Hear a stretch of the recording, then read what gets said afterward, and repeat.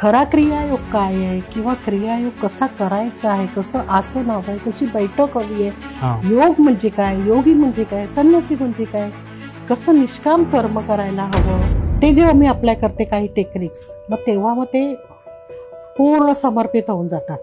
ते गरजेचं आहे ना. महत्वाचं आहे. किती आपण बॅगेजेस घेणार. आईचं दुःख आहे, भावाने अपमान केला तो दुःख आहे, भावजाई अशी बोलली तसं दुःख आहे, तो श्रीमंत झाला मी अशीच आहे, माझं अजून तसंच चाललंय, माझं साधं अजून 1 BHK पण नाही, मी इतके वर्ष भाड्याच्याच घरात राहत आहे ते दुःख. खूप घटना घडायच्या आधी घटना काय घडणार हेही समजतं, संकेत मिळतात, ऐकायला येतं, असं होतं. तो भाग आहे त्याच्यामधला. पण ह्याचा अर्थ असा नाही की ती सिद्धी प्राप्त झाली. सिद्धी प्राप्त होतात जर तुमची साधना, तुमचा विश्वास, तुमचं समर्पण हे असेल तर होतं. पण त्याच्यात रमायचं नाहीये. चक्रांना डायरेक्ट हात नाही घालू शकत. करेक्ट. स्टेप बाय स्टेप गोष्टी घडतात. पण काही जणांना घाई असते ना, पटकन आलं पाहिजे, पटकन कुंडलिनी समजली पाहिजे की बाजारात गेलोय आणि घेऊन आलोय, असं नाहीये. ते निखळतं तेच जे तुमच्यामध्येच आहे. आता त्याला जागृत करायचं तर त्याला वेळ द्यावा लागेल.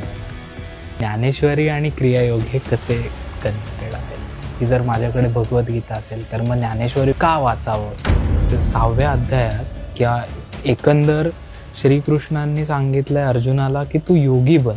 तिथे युद्ध चालू असताना असं का म्हणलं असावं श्रीकृष्ण? त्याविषयी आम्हाला सांगा की चक्र साधना म्हणजे नक्की काय. बरेच लोक असं स्वयंघोषित ते असतात की माझी कुंडलिनी आता जागृत झालेली आहे, तर कुंडलिनी अशी लाईफ लॉंग जागृत होऊ शकते का?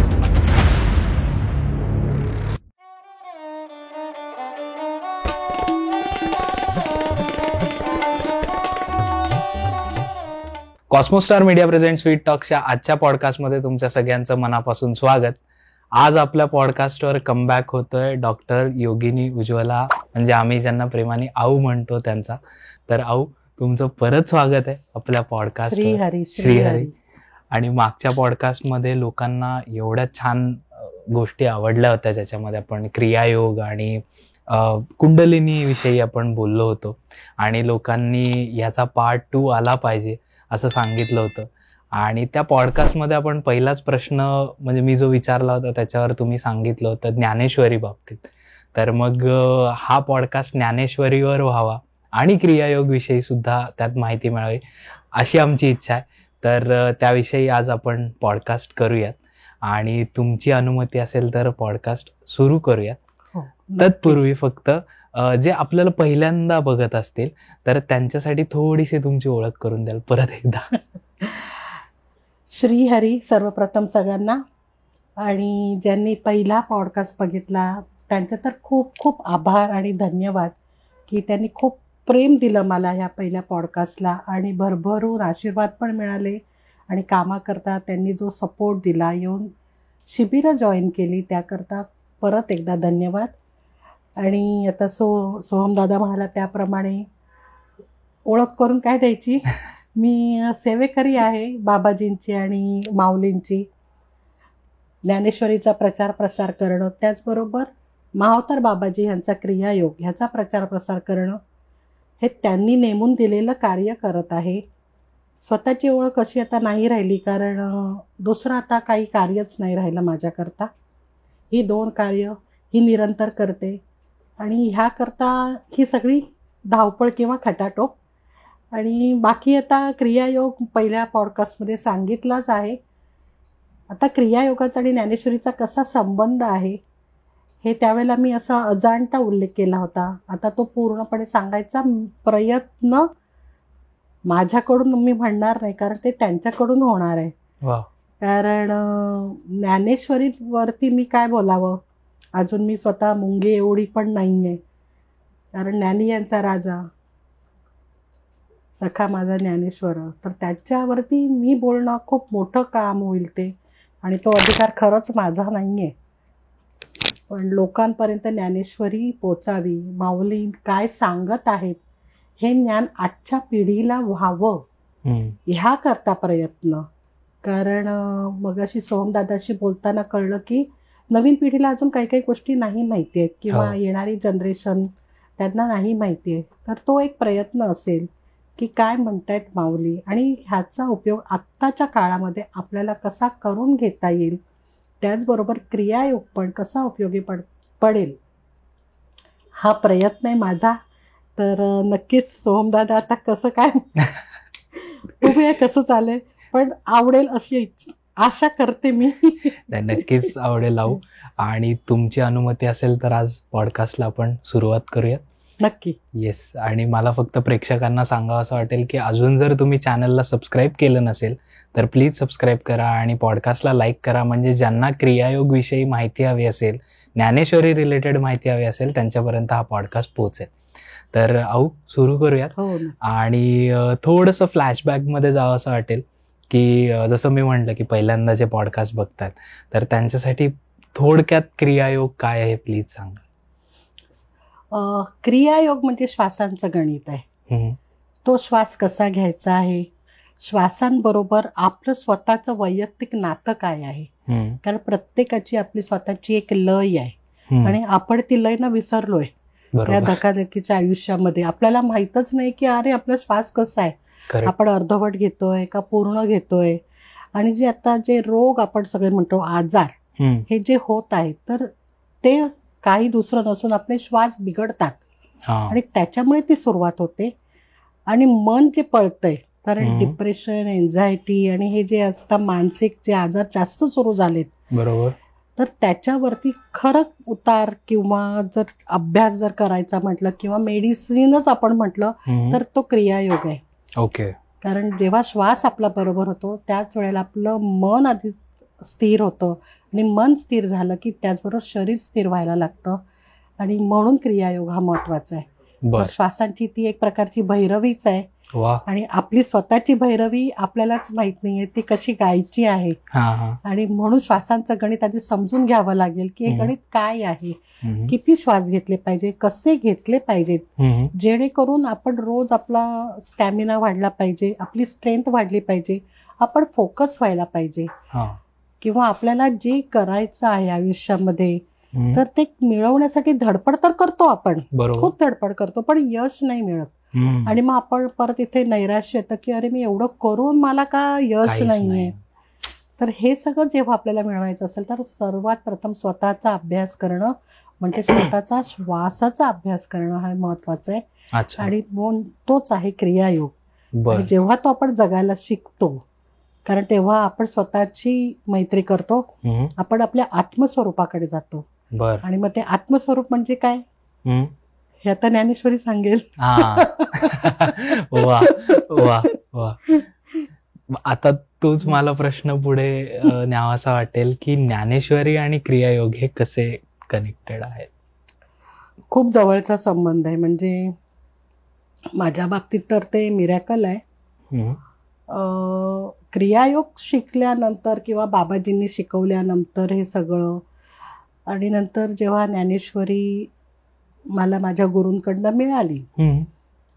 आणल्यानंतर मी अशी ठेवून दिली होती. हा. असं इच्छाच नाही झाली की काय लिहिलंय हम्म. किंवा काय माऊलीने सांगितलंय, कारण तेव्हा पण असा भाव नव्हता की करून घेणारे ते आहेत. तेव्हा हा. पण भाव असा होता की मीच आहे. अच्छा अच्छा.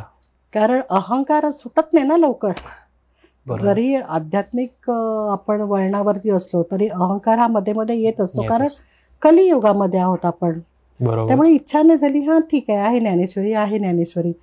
पण एक दिवस असं झालं की बघूया तर, हम्म. आणि उघडायला गेले म्हणजे असं पान पलटायला गेले तर 6वा अध्यायच प्रथम उघडला गेला. अच्छा. आणि सुरुवात झाली वाचायला. वाचताना सुरुवात करताना मी होते, हा. मी वाचते हा भाव अतिशय होता. हम्म. वाचते वाचते वाचते आणि जसं जसं जसं पुढे जायला लागले, एक एक ओवी त्याचा अर्थ समजून घ्यायला लागले. आणि इथे वाचते आणि इथे रडते, वाचते आणि रडते आहे. बर बर. तर तेव्हा ते ज्ञान माऊलींकडनं झालं. हम्म. हम्म. आपण कोणीच नाही आहोत, करणारे तेच आहेत. तेच आहे. वा. आणि जेव्हा त्याच्यामध्ये ते क्रियायोगाचं गूढ हम्म. जे उलगडलंय माऊलींनी, हम्म. म्हटलं अरे किती मी मूढ आहे, मूर्ख, इतके दिवस तिथे आहे.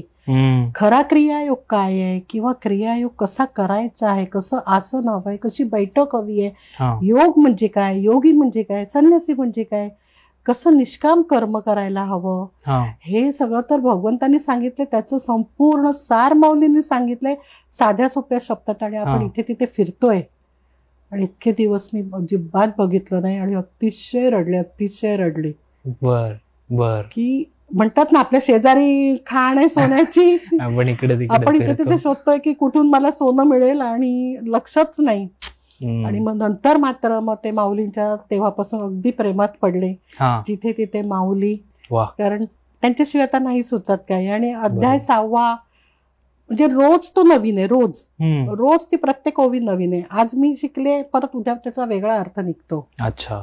परत तेव्हा वेगळा अर्थ निघतो, समजत नाही की काय, इतकं गूढ त्याच्यामध्ये अर्थ आहेत. आणि जेव्हा ते एक एक पदर उलगडतात, ते उलगडत असताना आपण आपल्या आत्मस्वरूपाकडे पण पोहोचत असतो. की काय आहे, मी काय जगतीये, आपल्यात अहंभाव अजून किती गेला आहे किंवा नाही. स्वतःला तपासायची क्रिया ही रोजची व्हायला पाहिजे. असं नाही की एका दिवसात मला ज्ञानेश्वरी आली मी वाचली. एकतर ज्ञानेश्वरी आपण वाचतच नाही. ओके. जेव्हा माऊलींची कृपादृष्टी होते, गुरु परंपरेची कृपादृष्टी होते, तेव्हा तेच बुद्धी देतात आपल्याला. कारण तो त्यांचा अधिकार आहे. आपण जे म्हणतो ना, मी वाचतोय, मी करतोय, नाही, आपण काय वाचणार. करेक्ट. आपलं तेवढी योग्यताच नाही अजून. ते ठरवणार, ते म्हणणार की येस, आता तू वेळ आली आता वाच. अच्छा. कारण हा स्वतःचा माझा अनुभव आहे. इतके दिवस जी पडून होती, म्हणजे खरंच पडून होती, खूप दुर्लक्ष केलं होतं तेव्हा ज्ञानेश्वरी बाजूला असून. पण नंतर मला कळलं की नाही, मी खूप मोठी चूक केली आहे. अच्छा. आणि काय आहे ज्ञानेश्वरी हा प्रश्न पडतो लोकांना, की काही जण खूपच माऊली करतात, मग काही जणांना वाटतं एवढं काय माऊली करतात. पण ज्ञानेश्वरी म्हणजे काय, जी भगवंतांनी, श्रीकृष्णनाथ महाराजांनी महाभारताच्या वेळेला अर्जुनाला जी गीता सांगितली, त्याचंच सार किंवा त्याचंच निरूपण हे माऊलींनी त्या वेळच्या ह्याच्यामध्ये सांगितलंय. लिहिलं नाहीये, सांगितलंय. लोक काय म्हणतात की ज्ञानेश्वर माऊलींनी ज्ञानेश्वरी लिहिली नाही. ज्ञानेश्वर माऊलींनी सांगितली आहे. इव्हन ते ज्यांनी लिहिली आहे त्याचा उल्लेख देखील शेवटच्या अध्यायामध्ये आहे, की त्यांचं त्याच्यामध्ये नाव आहे की ह्यांनी ती लिहिली आहे.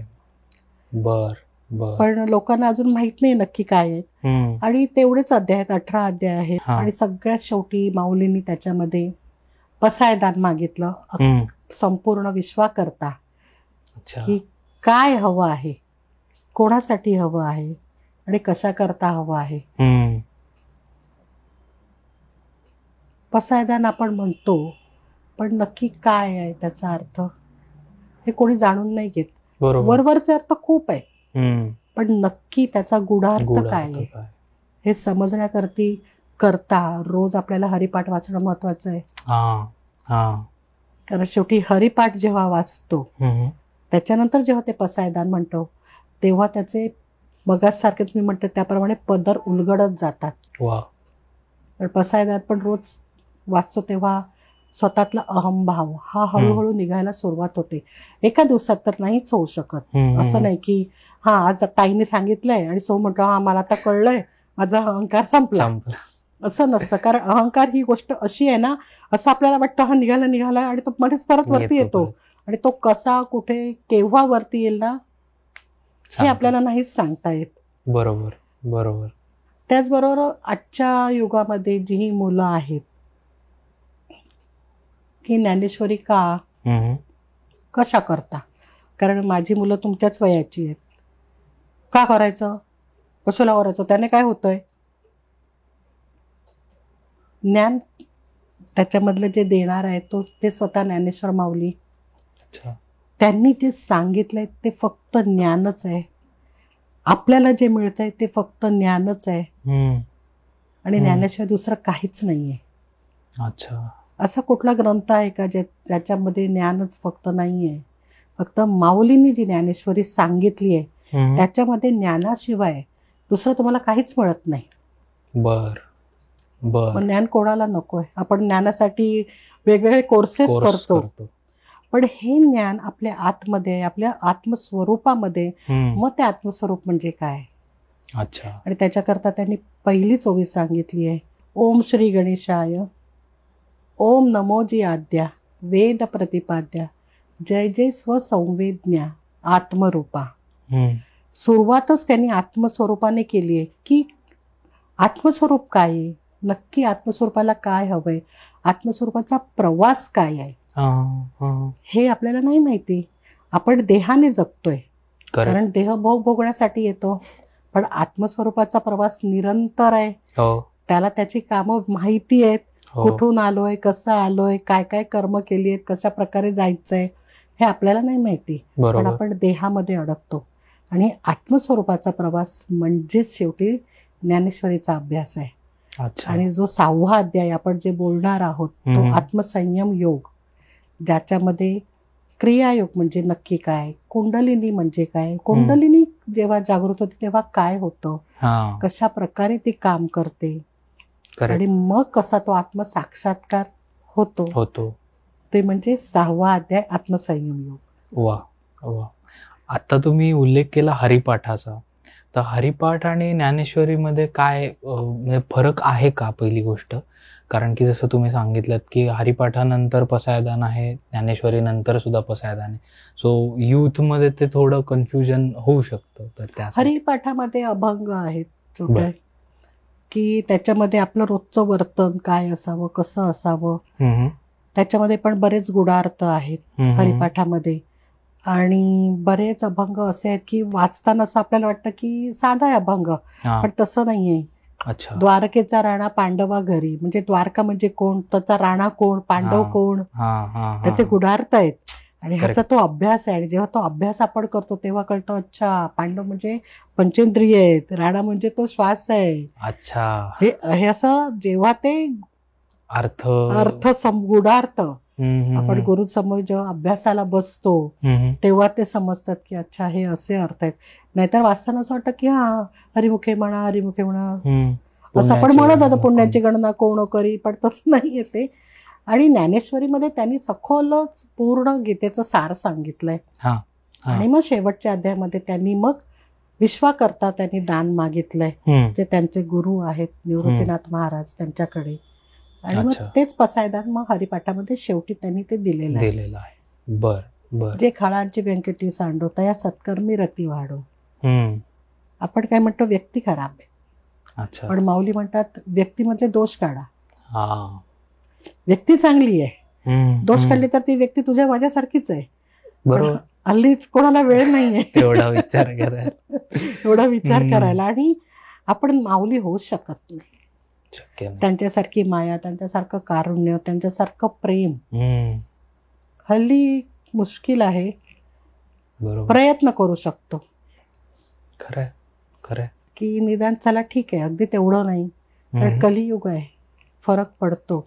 शेवटी बुद्धी आपली कलियुगामधली काम करतेच, असं होतच. पण आपण प्रयत्न करायला काय हरकत आहे. जिथे चांगलं आहे चांगलं द्यावं, नाही पटलं तर मार्ग बदलावा, पण आपल्याकडून चांगलं कर्म हे व्हायला हवं, हा प्रयत्न असतो. बरोबर. आता जसं तुम्ही सांगितलं की श्रीमद भगवद्गीता आणि ज्ञानेश्वरी हे जवळपास सिमिलर असं नाही म्हणता येणार, बट जसं तुम्ही सांगितलं की ज्ञानेश्वरांनी त्याचा सार सांगितलाय. मग आजकालचं जे यूथ आहे हे भगवद्गीतेशी कुठेतरी आता कनेक्ट होत आहे. तर मग समजा त्यांच्या समोर जर ज्ञानेश्वरी आली तर जसं तुम्ही सांगितलं की तेच वाचून घेतात, बट ते का वाचावं? कारण की जर माझ्याकडे भगवद्गीता असेल तर मग ज्ञानेश्वरीमध्ये जसं आता तुम्ही वेगवेगळ्या पद्धतीने अर्थ आपल्याला निरूपण त्याचं होऊ शकतं, ह्या गोष्टीमुळे की अजून त्याचे काही पैलू आहेत? एकतर भगवद्गीता कोणाला सांगितली आहे? अर्जुनाला. तर माझा प्रश्न पहिला सोहमदादाला असा आहे की तू अर्जुन आहेस का? असू शकतो म्हणजे त्या झोन मध्ये आपण आपल्याला तपासायला पाहिजे की आपण अर्जुन आहोत का? नाही तशा नाही ना, कारण ती शेवटी अर्जुनाला सांगितलं. बरोबर. बरोबर. मग ज्ञान मला हवंय ना, ज्ञानप्राप्ती कोणाला नकोय? अगदी बरोबर. रोज आपल्याला शिकायचंय, हो की नाही? कारण माझे स्वतःचे अनुभव आहेत की काय काय प्रश्न आहेत ना, उत्तरं नसतात. किंवा मी शिबिरामध्ये शिकवत असते, अर्थातच बाबाजीच असतात तेव्हा, कारण मी म्हटलं तर तो अहंकार येईल. पण एक व्यक्ती म्हणून प्रश्न जेव्हा मी ऐकते, साधक प्रश्न विचारतात, मला ब्लँक असते, मला समजतच नाही ह्याचं उत्तर काय आहे. पण सहजरित्या ते उत्तर दिलं जातं आणि मी ते पहिल्यांदा ऐकत असते. अच्छा. किंवा एखादा टॉपिक हा नवीन असतो. जसं त्याचं एक्झाम्पल मी देईन, चक्रसाधना मी शिकवत होते. बर. ते पण ऑनलाईन. आणि शिकवता शिकवता काही गोष्टी शिकवल्या गेल्या ज्या मी स्वतः पहिल्यांदा अनुभवते.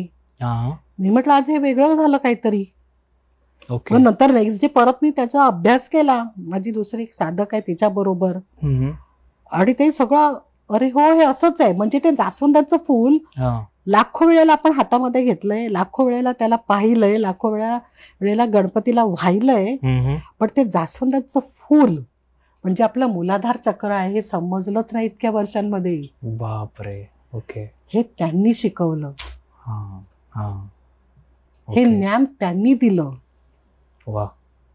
म्हणून ज्ञानेश्वरीचा अभ्यास म्हणजे काय, निव्वळ ज्ञान आहे.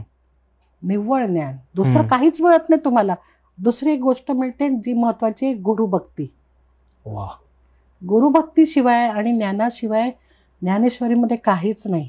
बर. गीतेमध्ये पूर्ण महाभारत आहे, संपूर्ण कसं कर्म करावं काय, हे सगळं काही आहे. रोजच्या जगण्याकरता कसं कर्म असं हे सगळं, पण त्याच निरूपण ही ज्ञानेश्वरी आहे. ओके.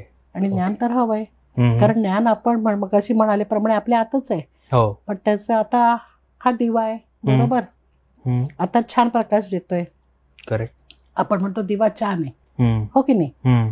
मग नंतर त्या दिव्याला आपण म्हणतो हा दिसतच नाही, बरोबरच नाही, काहीच नाही झालं, प्रकाश कमी यायला लागला. बरोबर. मग काय आपण करतो की चल ते काढूया, त्याची काच पुसूया, साफसफाई करूया आणि परत तो छान दिसतो, हो की नाही? आपलं तेच आहे. आपल्याकडे ज्ञान आहे. प्रत्येक व्यक्ती जन्मजात ज्ञान घेऊन आलेलं आहे, कुंडलिनी घेऊन आलेलं आहे, त्याचा प्रवासही घेऊन आलेला आहे. आत्मस्वरूप प्रत्येकाचं आहे. पण आपण ह्या कलियुगामध्ये हे सगळं विसरलोय. ती काजळी जमा झाली आहे त्या ज्ञानावरती. जेव्हा आपण तो क्रियायोग शिकतो त्या वेळेला त्या क्रियायोगाच्या मदतीने ती काजळी, ती काच आपण परत पुसतो. परत तो श्वास व्यवस्थित घ्यायला लागतो. तो श्वास व्यवस्थित घेतल्यानंतर मग तो प्रवास सुरू होतो आत्मस्वरूपाचा. कारण का आता समजलंय काय आहे, कारण इतके दिवस काजळी होती ना, काजळी साफ केली क्रियायोगाने. करेक्ट.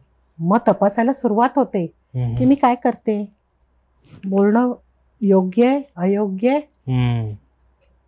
कारण आत्ता येतानाची गोष्ट, सहज गोष्ट घडली, विषय दुसरा होता, पण बाबाजीने एक वाक्य मला सांगितलं, विचार.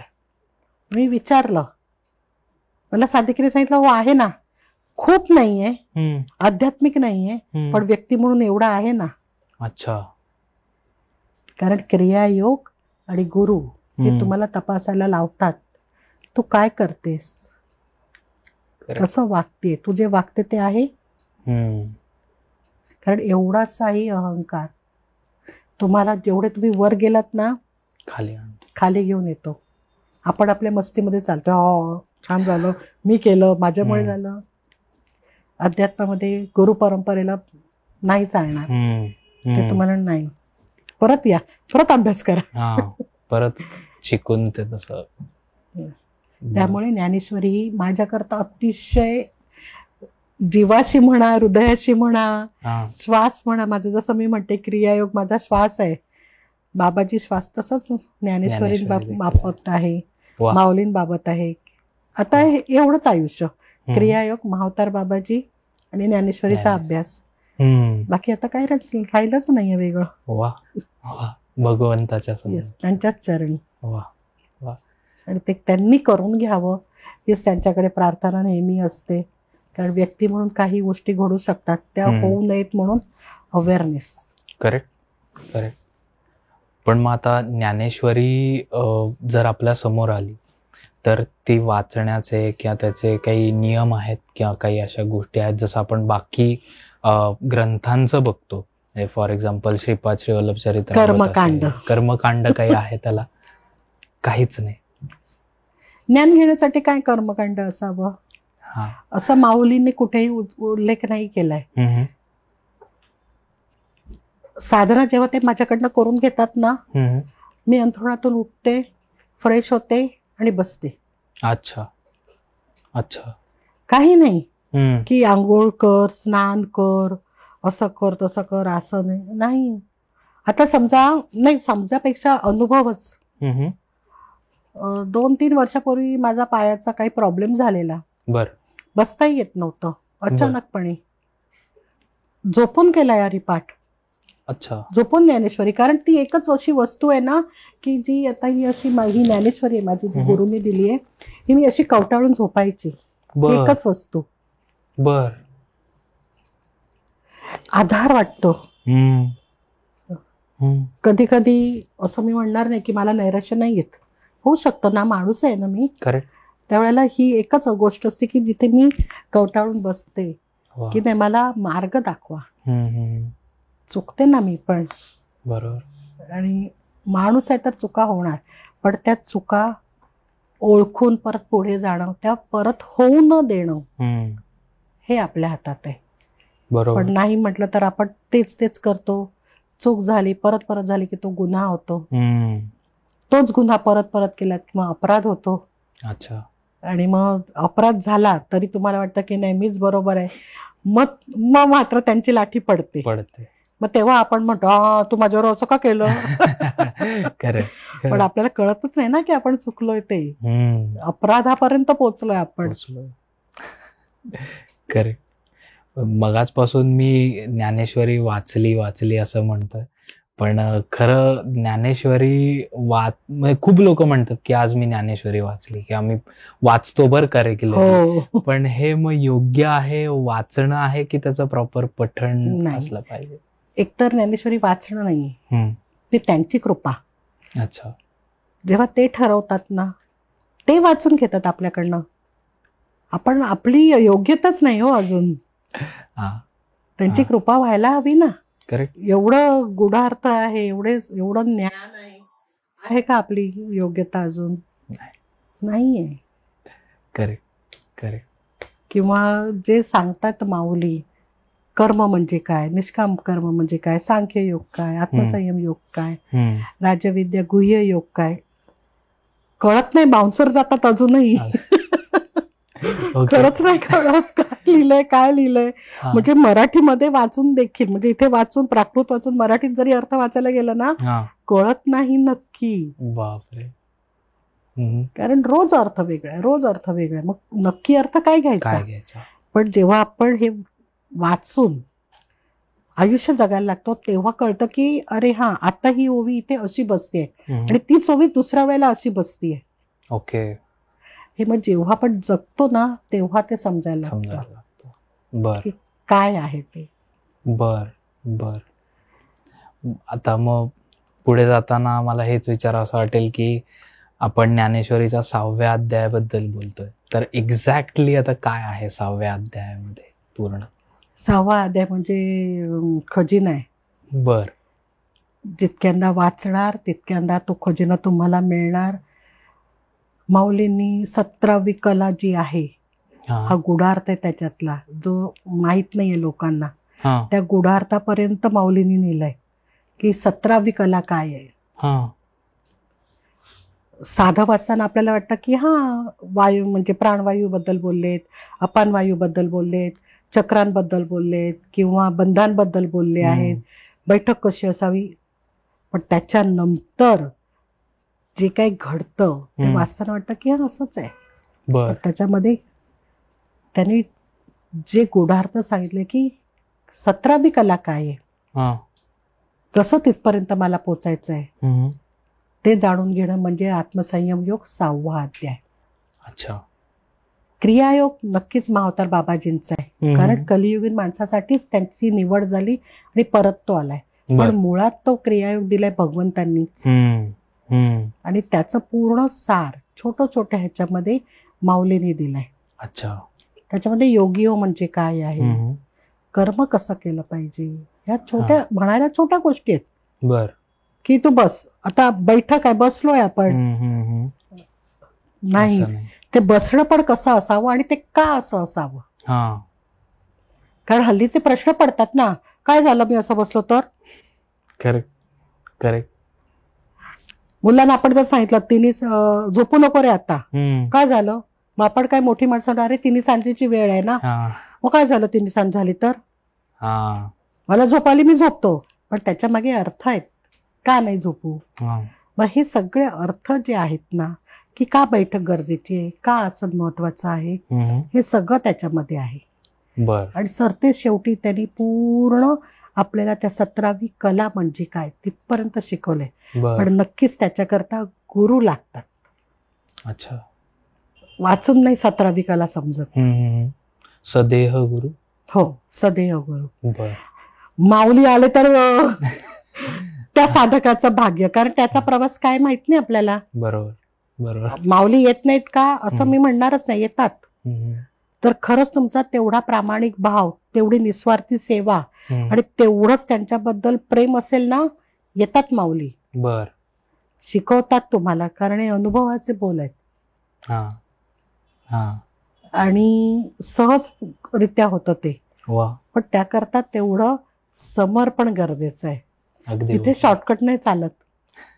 बाकी ठिकाणी इथे शॉर्टकट नाही, इथे खरंच समर्पण हवे, तेवढी श्रद्धा हवी, तेवढा विश्वास हवा. करता करविता तुम्हीच. अच्छा. मी जे बोलते किंवा सकाळपासून तुम्ही माझ्याकडनं जे कर्म करून घेता, जे विचार देता, ह्या सगळ्याला फक्त तुम्हीच कारणीभूत. सगळं काही तुम्हीच. मग आज मला जेवायला छान मिळणार आहे आमरसपुरी, तुम्ही ठरवलं म्हणून. अच्छा. उद्या मला फक्त शिळी भाकरी आणि पोळी देणार असाल, तो पण अधिकार तुमचा आहे. जगण्याचा सगळा अधिकारच माऊली. ह्या भावाने जर तुम्ही चाललात, काय राहिलंय, काहीच नाही. कारण ह्या बुद्धीला प्रश्न पडतात ना, मग माझा उद्या बँक बॅलन्स असा असेल का, माझी मोठी गाडी येईल का, मला आता अजून सेकंड होम घ्यायचं आहे. पण जर म्हणाले की माऊली तुम्ही ठेवा, माझ्याकडे काम करायला, म्हणजे ती खरं साधक पण आहे. ती मागच्या आठवड्यात 3दा-4दा म्हणाली, आई भाजी आणायची आहे, आई भाजी आणायची, कारण गुरुकुलमध्ये साधक येत असतात. तर मी म्हणे हा थांब जाऊया, हा थांब जाऊया, कारण साधक आले होते, वेळ नव्हता. आता साधक येताना त्यांना मी किती सांगितलं मी काही घेत नाही, तरी ते प्रेमापोटे काही ना काही घेऊन येतात. आपण एखाद्या व्यक्तीकडे जाताना काय नेतो, बिस्किट, ड्रायफ्रुट्स किंवा फरसाण, फळं, फुलं. भाजी कोणी आणेल का, नाही.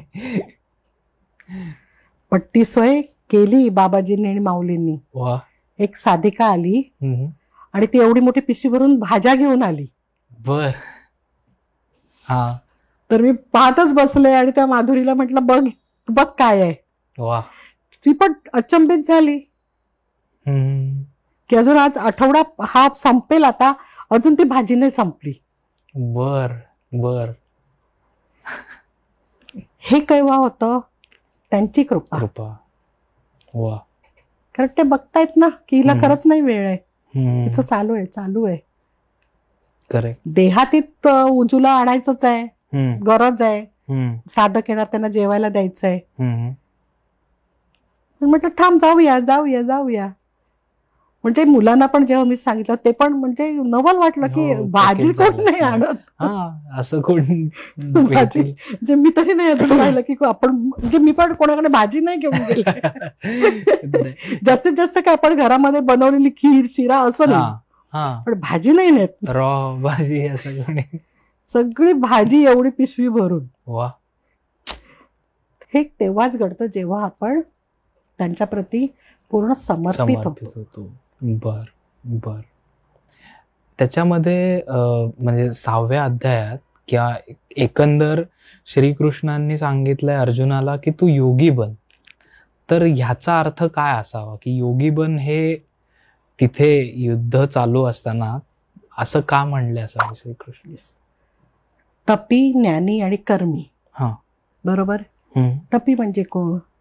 जे तप करतात, की ज्यांना काही ना काही सिद्धी प्राप्त करायच्या आहेत किंवा स्वतःचं नाव काही असेल. आजच्या काळामध्ये नेम फेम, बरोबर आहे, त्याकरता कुछ भी करूंगा. बरोबर. शॉर्टकट्स असतील ते पण करणार. बाकी मागच्या वेळेचा आपला तो विषय निघाला ते पण करणार पाहिजे. तो तपी. कर्मी म्हणजे जो कर्मकांड करतोय, दुसऱ्या मार्गाने पण करतोय, धर्मशास्त्रानुसार करतोय. ज्ञानी व्यक्ती जो बुद्धीच्या ह्याने काम करतोय, संसारामध्ये पुढे जाण्यासाठी हातपाय मारतोय. बरोबर आहे. प्रत्येकाची इच्छा आहे काही ना काही मिळायलाच हवं. पण योगी आणि संन्यासी तसं म्हटलं तर दोन्ही शब्द सिमिलर आहेत. अच्छा. योगीमध्ये पण आणि संन्यासामध्ये काय आहे? संन्यास म्हणजे काय? सोडून देणं, की हा मी संन्यास घेतलाय. ठीक आहे. पण आता जर त्याचा पूर्ण अर्थ सांगायचं, सोहम दादा ठाण्यापर्यंत कसा येतो? By car. पण बरेच टूल्स आहेत ना. बस आहे, ट्रेन आहे, कॅब आहे, बरेच टूल्स आहेत. पण त्याच्यातलं सोहमला जे वाटतं ते सोहमने घेतलं. करेक्ट. मग संन्यासी म्हणजे काय? तो ते सोडून देतो आणि मी तिथपर्यंत पोचणार. योगी मध्ये काय सांगितलं जातं? की तुला सगळं काही करायचंय निष्काम भावाने. जिथे तुला कर्तव्य दीक्षित कर्म आहे ते करायचं आहे आणि ते कर्म करत करत तुला तुझी स्वतःची साधना करायची. बर. जिथे कर्मकांड नाही, जिथे उगीच आता जे सगळे प्रकार चालले ते नाही. मी असं कर्म करेन जे निष्काम कर्म. ते कर्म करताना पण करवून घेणारा तूच, फल देणारा पण तूच, आणि ती फलित पण मी तुलाच अर्पण करतो. अच्छा. हा भाव. वा. आज सकाळी मी माधुरीला म्हणाले, रोज मी 2 खून करते. ती म्हणजे म्हटलं कुठे ना कुठे काहीतरी किडे मकोडे मला दिसले की मला इरिटेट होतं, मला आवडत नाही. हे पण कर्म आहे ना. ते चांगलं वाईट करून घेणारा पण तूच. त्याची फलित चांगली आहेत का मला नाही माहिती. मला बुद्धी झाली काय, मला ते झुरळ दिसलं, मला ते इरिटेट होऊन मी मारलं. कर्म झालं हे. बरोबर आहे. करेक्ट. आपण काय म्हणणार की झुरळ मारून टाकलं, पण त्याच्या दरबारामध्ये त्याचा न्यायनिवाडा होणार. झुरळाला मारण्याचा पण न्यायनिवाडा आहे. अच्छा. जर खरंच ते झुरळाला ती योनी सोडून पुढचा जन्म प्राप्त करायचा आहे तर त्याला मरण गरजेचं आहे. मग ते मरण माझ्या हातून दिलं का त्यांनी? हा विचार आहे. पण नाही, त्याचं अजून आयुष्य राहिलं होतं, अजून 5 दिवस जगला असता, पण मी आधीच मारलं तर तो खून झाला त्यांच्या दरबारात. करेक्ट.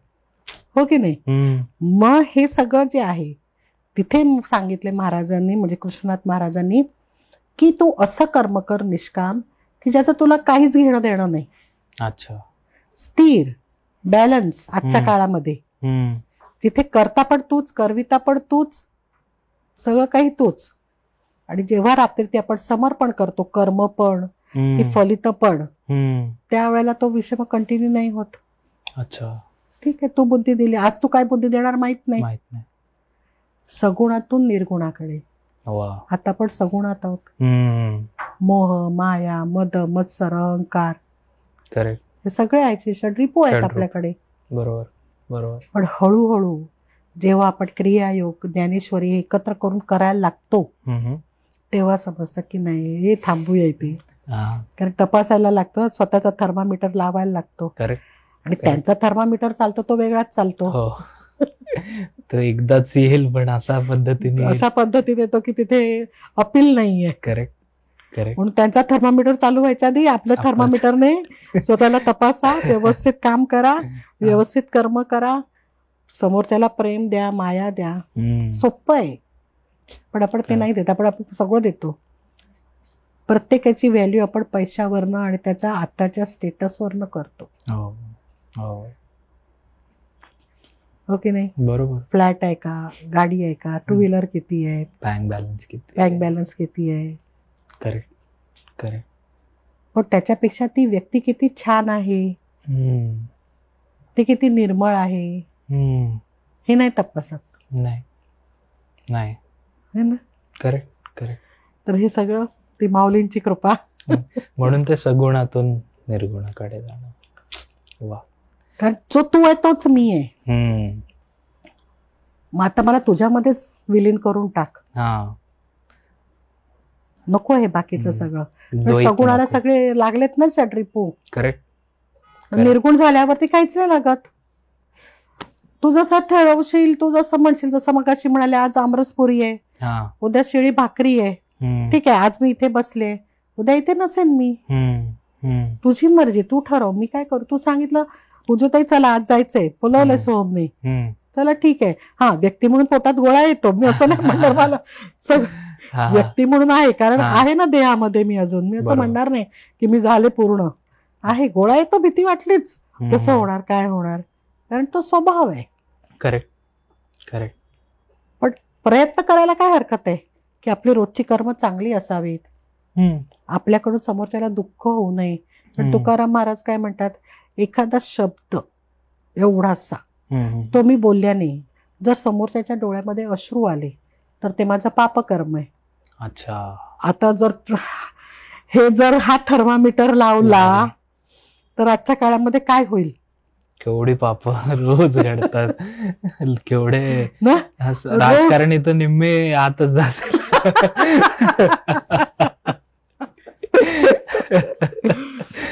खरंय.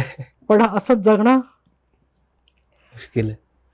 ज्ञानेश्वरींच्या बाबतीत किंवा माऊलींच्या बाबतीत म्हटलं जातं, एक तरी ओवी अनुभवावी, एकच अनुभवा. वा. सोडून द्या बाकीच्या.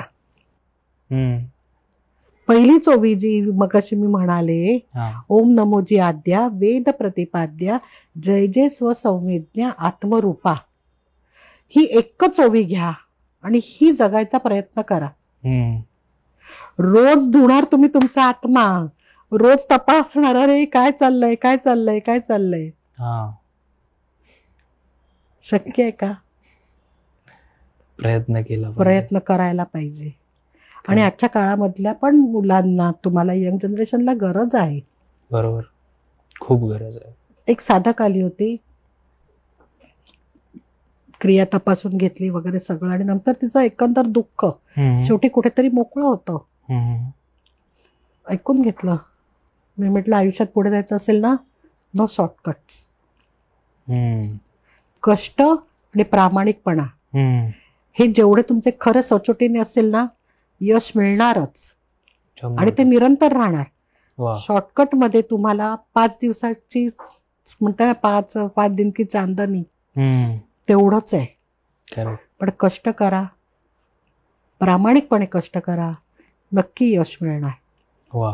पण जनरेशन हल्ली खूप भरकटते. पण ज्या वेळेला तुम्ही क्रियायोग करता, माऊलींची ज्ञानेश्वरी जेव्हा त्यांनी ठरवल्यावरती वाचायला सुरुवात होते, तेव्हा समजतं की खूप चुका झाल्या. आयुष्यामध्ये बरंच काही घडून गेलंय, पण ठीक आहे, आता तर वेळ आलीये, चांगली वेळ येतेय, तो अभ्यास करायला पाहिजे. फोकस व्हायचा आहे, ज्ञान हवं आहे, अभ्यास करायला हवा. Correct correct.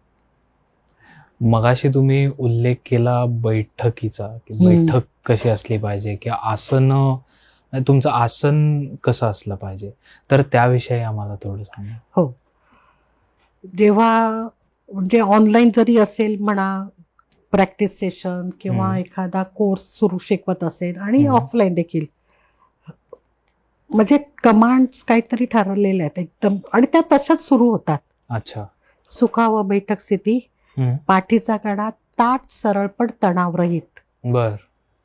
नैसर्गिक श्वासोश्वास, श्वासांची लय शांत आणि संथ, किंवा कधी कधी म्हणते मी मंद. शरीर, श्वास आणि मन एका लयीमध्ये. अच्छा. आपण कुठून कुठून आलोय. मी घोडबंदरवरून आले, तुम्ही पुण्याहून आलात. 100 विचार मीनवाईल, हो की नाही? कारण मन पळतं, हो की नाही? ताईंना काय प्रश्न विचारायचे, कसे प्रश्न विचारायचे, माझा स्वतःचा अभ्यास नाहीये, मला ते विचारता येईल का, नक्की होईल का? जसं देणाऱ्याला भीती आहे तशी घेणाऱ्याला पण भीतीच असते ना. बरोबर. हे सहज घडतं. त्याच्यात काय तुम्ही पण नाही प्लॅनिंग केलं, मी पण नाही प्लॅनिंग केलं, हे आपोआप घडतं. करेक्ट. आता सोहमदादा पण आला, उजूताई पण आली, बसले. हा ताई बोला. मग काय आहे ज्ञानेश्वरी, कशी बोलायची ज्ञानेश्वरी, मग ती वाचायला पाहिजे का? नाही होणार. सोमदादा काय करणार, येणार, बसणार, स्वतःला ऍडजस्ट करणार. ह्या चेअरवरती रिलॅक्स, मी कसा बसू, काय बसू, अँगल बरोबर आहे का, करेक्ट, हो की नाही? कुठे माझी मान तिरकी नाही ना होते, मला त्रास नाही ना होत आहे, ताईंना त्रास होत नाही. ही झाली बैठक. कारण का, जोपर्यंत शरीर, श्वास आणि मन, आता तुमचं शरीर पण इथे, बरोबर, तुमचं मन पण इथे, तुमची श्वासांची लय तुमच्या शरीराबरोबर जोडलेली आहे, हे तिन्ही अलाईन आहेत, बरोबर. त्यामुळे तुम्ही हे आता आपण जे काम करतो त्याच्यामध्ये तुम्ही फोकस आहात. करेक्ट. आता तुमच्या मनात बाकीचे विचार नाहीत. करेक्ट. पूर्ण फोकस आहे. कारण का, हे माझा रोल आहे, हे माझं काम आहे, मला ह्याच्यामध्ये यश पाहिजे, मला फोकसच व्हायचंय, मला यशस्वी व्हायचंय. तर माझ्या ह्या तिन्ही गोष्टी जेव्हा मी एकत्र ठेवणार तेव्हाच मला रिझल्ट मिळणार. अच्छा. आणि हे ऍप्लिकेशन सगळीकडे लागतं. करेक्ट. ऑफिसमध्ये लागतं, घरात काम करताना लागतं, अभ्यास करताना लागतं, डिसिजन मेकिंग साठी लागतं. जर समजा तुमचा श्वास खालीवर आहे, तुमचं मन स्थिर असेल का? नाही. तुमचं मन इथे तिथे फिरणार. करेक्ट. शरीर अवघडलेलं असेल तुम्ही नाही डिसिजन घेऊ शकणार. पण ज्या वेळेला ह्या 3 गोष्टी तुमच्या अलाईन असतात, आपोआप तुम्हाला आतून, आपण म्हणतो, इंट्युएशन्स मिळत जातात, किंवा आतून एक आवाज येतो की नाही, हे असं नाही, असं करायला पाहिजे, अरे ह्याचं उत्तर ना हे आहे. हे ज्ञान कुठून आलं? ते आत्मस्वरूपाकडनं आलं. स्वतःच्या शोध. कोणी शिकवलंय का, कोणी भरलंय का, येऊन कोणी इंजेक्शन दिलंय का? नाही. आत्मस्वरूपामधलं ते ज्ञान आहे. मग हे आत्मस्वरूपाचं स्वतःला ज्ञान मिळवण्याकरता तुम्हाला आधी ह्या गोष्टी अलाईन कराव्या लागतात. म्हणून ती बैठक पाहिजे. पण समजा आता सोहमदादा किंवा मी डिस्टर्ब माइंड मध्ये असेल तर तुम्ही पण नाही प्रश्न विचारू शकणार, मी उत्तर नाही देऊ शकणार. अगदी बरोबर. किंवा असं समजा माझ्या घरामध्ये काहीतरी कॅज्युअलिटी झाली, काहीतरी प्रॉब्लेम झालाय, नाही देऊ शकत. हा, तीच व्यक्ती देऊ शकते जिचा त्यांच्या भावनांवरती पूर्ण कंट्रोल आहे. अच्छा. जे आपण म्हणतो फिल्म स्टार करतात, किंवा विशाखाकडनं वगैरे मी ऐकलं, नाटकामध्ये कामं करतात. परवा दिवशी पण एकाचा मृत्यू झाला. ते करू शकतात, कारण त्यांना माहितीये की शो मस्ट गो ऑन. कारण त्यांना माहितीये समोर एवढे लोक बसलेत, तिकीट विक्री झाली आहे, इथे माझ्या स्वतःचा पर्सनल लाईफ मी नाही आणू शकत, कारण मी कमिटमेंट दिली आहे. बरोबर. पण आपल्यासारखी सामान्य माणसं, म्हणून ती बैठक गरजेची आहे. जेव्हा ती बैठक हळूहळू जमायला लागते, त्याच्यानंतर मग माऊलींनी सांगितलं, म्हणजे भगवंतांनीच, की आसन, साधना करत असताना आसन देखील महत्वाचं ठरतं. बर. आसन कसं असावं? आता समजा माझी पाठ दुखतीये आणि मी तुम्हाला कंपल्शन केलं, नाही तू इथेच बसून साधना कर. तुमची पाठ दुखते, माझी नाही, तुमची पाठ दुखते, आणि म्हटलं नाही इथेच बस सोहम. पण सोहमला इंजुरी झाली आहे, सोहमला पाठ दुखतीये, नाही होणार साधना. नाही. मग त्याच्याकरता मला सांगावं सांगा की सुखावं बैठक स्थिती, की ज्या ठिकाणी तुला छान वाटतंय. पण भगवंतांनी काय सांगितलंय, आसन असं असावं की जे खूप खाली नसावं, एकदम रुतलेलं, जेणेकरून पृथ्वीचा गारठा किंवा थंडावा हा शरीरामध्ये भिनेल आणि थंडी वाजेल. अच्छा. किंवा असं पण नसावं की खूप उंच. खूप उंच असेल तर मी जी अशी ताट जेव्हा मी बसेन, तर खूप जर उंच असेल तर माझी पाठ ही अशी रग लागणार. करेक्ट. करेक्ट. त्यामुळे आसन असं असावं की जे खूप खोल नाही किंवा जे खूप उंच नाही, जे माझ्या या बैठकीला व्यवस्थित तोलून धरेल. त्याच्यानंतर आसन कसं असावं, दर्भाचं असावं किंवा मृगजिनाचं असावं. बर बर. की त्याच्यामध्ये पावित्र्य आहे. अच्छा. असं आसन असावं. मग हे तर झालं वरचं. शरीराचं आता आसन घालायला हवं. कारण शरीराला पण कसंही बसून नाही चालत. कारण जेव्हा योग साधना तुम्ही करता किंवा आता समजा तुम्ही म्हणताय की मला अनुभव, जर तुम्ही असं बसून जेव्हा साधना करता तेव्हा तो श्वास बरोबर मेरुदंडातून जातोय, कसा पोचतोय हा अनुभव येतो. पण मी समजा अशी बसले, अडकणार ना, अनुभवच नाही येणार. करेक्ट. मग त्याच्याकरता एक आसन आहे, ते आसन सांगितलंय. काय आसन? ते आसन घालण्यासाठी तुम्हाला प्रथमतः म्हणजे जरा उलगडून बोलावं लागेल, चालेल ना? हो, अगदी अगदी. ते आसन तुम्हाला घालताना पूर्णपणे व्यवस्थितरित्या आधी पाय आपल्याला पूर्ण ओपन करावे लागतात. कारण तसंच्या तसं वर्णन इथे सांगितलं तर आत्ताच्या काळात ते जरा जमायला मुश्किल आहे, म्हणून थोडं मी उलगडून सांगते. ओके.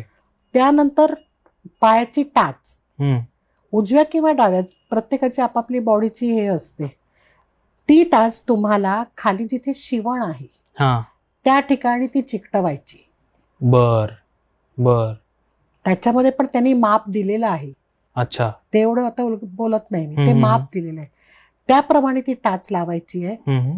त्या टाचेवरती लावल्यानंतर थोडं उचलून घ्यायचंय शरीर वरती, त्याच्यावर.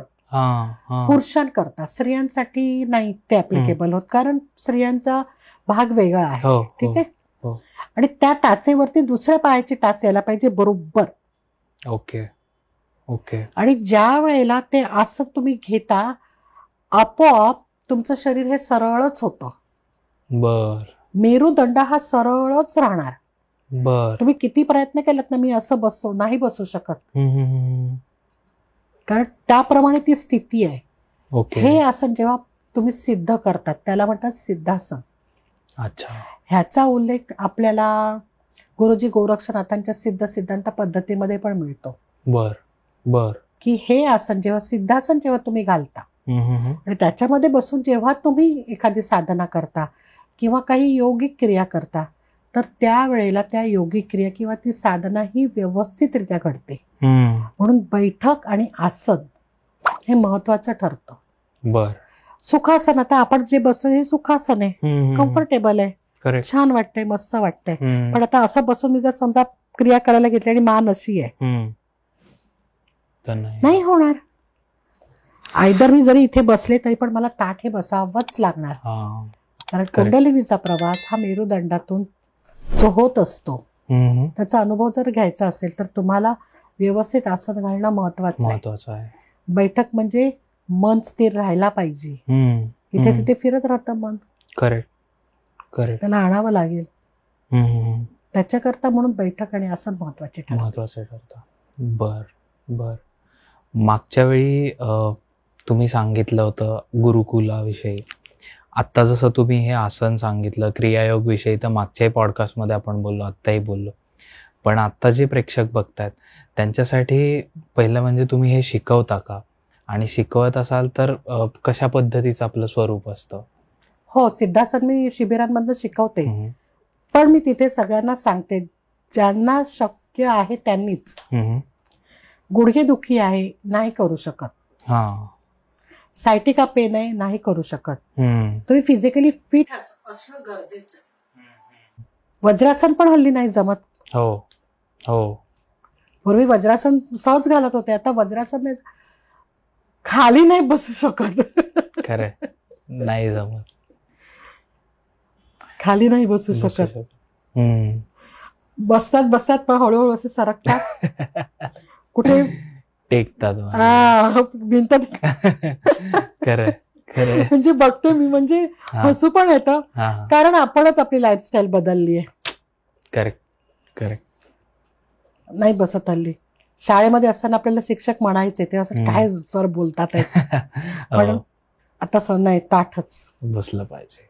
हल्ली प्रत्येकाला सपोर्ट लागतो. सिद्धासन मी शिकवते. काही काही जण शिबिरांमध्ये ऐकून घेतात, परत जेव्हा गुरुकुलमध्ये येतात तेव्हा पर्सनली परत शिकून घेतात काही काही जण. काही जण नाही येतो, मग ते म्हणतात की आम्ही त्याच्यामध्ये करतो आणि एक्सलंट अनुभव. अरे वा. कारण डायरेक्ट तुम्ही मूलाधार चक्र बंद केलंय, तो अपानवायू वरती फिरणारच, वरनं प्राणवायू येणारच. अच्छा. आणि जे काही घडतं मग अनुभव येणारच. वा. तिन्ही नाड्यांचं काम होतं तिकडे. बर. त्यामुळे सिद्धासन खरंच छान आसन आहे, यायला हवं खरं सगळ्यांना. पण प्रत्येकाची लाईफस्टाईल बदललेली आहे. करेक्ट. त्यामुळे तिथे टर्म्स अँड कंडिशन अप्लाय होतात की स्वतःची आधी प्रकृती बघा.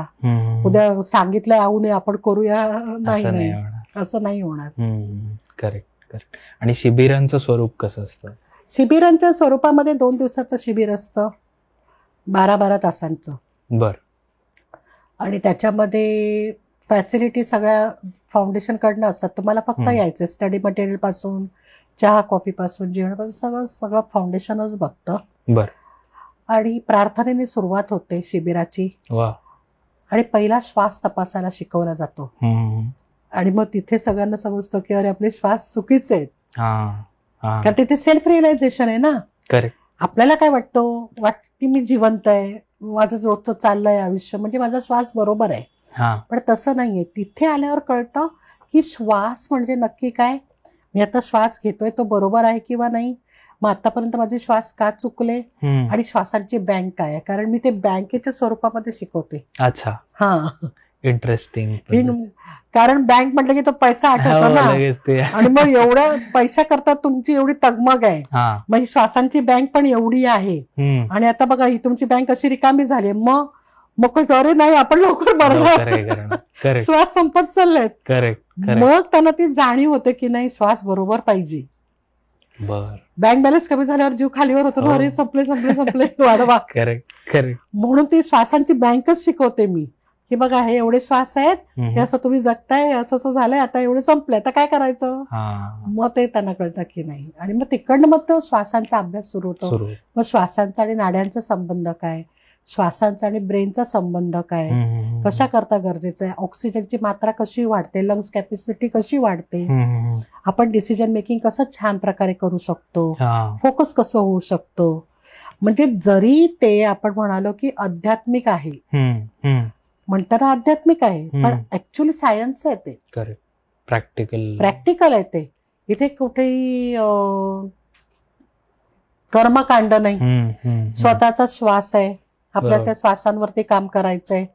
किंवा इथे दुसरं काही धर्मशास्त्र नाहीये की असंच का तसंच का, नीती नियम नाहीयेत, हे असं नाही करायचं, हे तसं नाही करायचं, टर्म्स कंडिशन नॉट ऍप्लिकेबल. स्वतःच्या वेळेनुसार करा. सुरुवातीला काही वेळा आहेत, नंतर तुम्ही तुमच्या वेळा पाळा, छान प्रकारे करा. फक्त जेवणानंतर 1.5-2 तास करू नका. बाकी काय तसे नियम नाहीयेत. बरोबर. कधी करू शकता तुम्ही, व्यवस्थितरित्या करू शकता. आणि मग स्वतःची जर प्रकृती चांगली करायची तर एवढे तर कष्ट करायलाच हवेत ना. बरोबर. जिम मध्ये जाऊन तुम्ही करणार, मग जिम संपला की परत ये रे माझ्या मागल्या, त्याच्यापेक्षा मी श्वासच बरोबर करते. बरोबर. ते सोपं पडतं ना. करेक्ट. आणि त्याचे काही दुसरे साईड इफेक्ट नाहीयेत. त्याच्यामुळे मग अशा प्रकारे हे 2 दिवसाचा क्रियायोग असतो. चक्र साधना पण त्याच्यामध्ये घेतली जाते, कोश शिकवले जातात, तत्व शिकवली जातात. आणि मग नंतर मग दुसऱ्या दिवशी महाक्रियेची जी दीक्षा आहे ती दिली जाते. बर. त्याची खूप उत्सुकता असते. आणि त्याचबरोबर अजूनही काही मी टेक्निक्स त्याच्यामध्ये वापरते, जेणेकरून साधकांचं लवकर क्लिन्झिंग व्हावं आणि लवकर ते साधना मार्गावर यावेत. म्हणून काही टेक्निक्स पण मी आता अप्लाय करायला सुरुवात केली आणि त्याचे खूप छान रिझल्ट आहेत. अरे वा. कारण कॉर्ड तुटत नाहीत.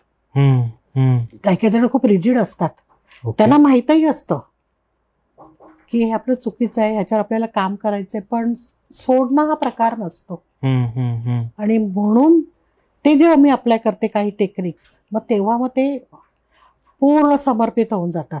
वा. ते गरजेचं आहे ना. महत्वाचं आहे. किती आपण बॅगेजेस घेणार.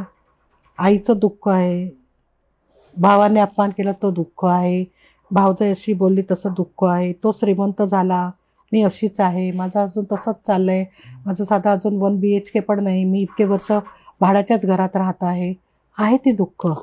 कष्ट करतोय पण पैसेच नाही मिळत आहेत, पुढे प्रोग्रेस होत नाहीये, प्रमोशन नाही मिळत आहे, जॉब स्विच करायचा आहे पण हवा तसा जॉब नाही मिळत आहे, ड्रीम जॉबची वाट बघतोय भरपूर प्रश्न आहे. रिलेशनशिप स्पॉइल्स आहेत. करेक्ट. ह्या सगळ्यामुळे आता तब्येत बिघडली आहे, थायरॉइड झालाय, डायबिटीस झालाय, बीपी झालेला आहे, सायटिका पेन आहे, मेन म्हणजे श्वासच गेलाय. बापरे. असंख्य तिथे प्रश्न. आल्यावरती कळतं. म्हणजे मी फॉर्म भरून घेते, मेडिकल हिस्ट्री विचारते मी. असंख्य प्रश्न. 100% लोकांना डायबिटीस आणि बीपी आहे आणि थायरॉइड आहे. 100%. मनाचं तर गेलेलंच आहे, ते तर वेगळंच, पण हे तर आहेतच. पण यांना अनुभव खूप चांगले येतात. हो, खूप जणांचे फीडबॅक आहेत. आता एक पुण्याचे साधक आहेत, जॉईन करायच्या आधी त्यांनी मला फोन केला होता. ते पण रेफरन्स त्यांना दिला होता, त्यांनी फोन केला वगैरे. आणि आपण म्हणतो ना, ते पायाला होतं, तळपायाला, त्याचं नाव आहे, एक नाव आहे, ते झालं होतं त्यांना. पण त्याचं ते नंतर पॉइझनिंग झालं, बरंच काही झालं त्यांचं. बर. आणि चालू शकत नाही, ऑपरेशन पर्यंत गेलं.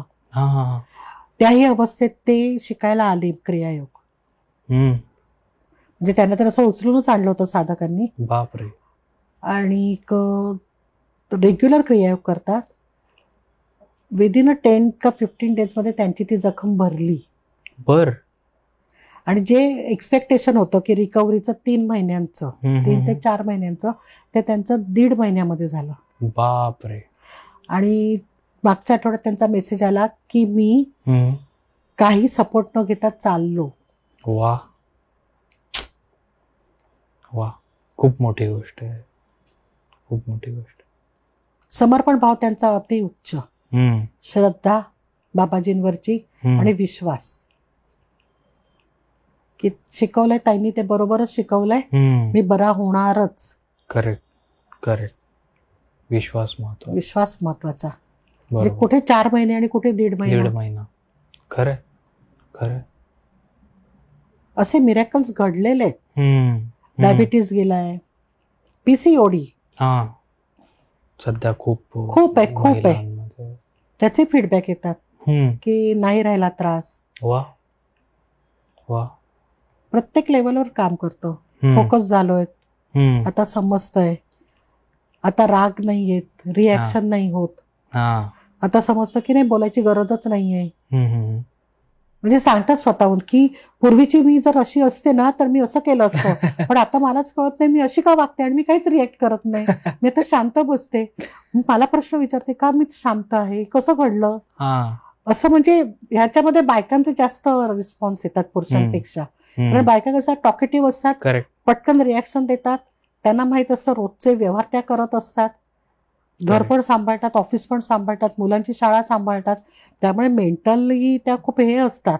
पण त्यांच्याकडनं जास्त फीडबॅक येतो की आम्ही आता ना शांत झालोय, गरज वाटत नाही बोलायची, किंवा ठीक आहे ना, ओके चल जाऊ दे सोड.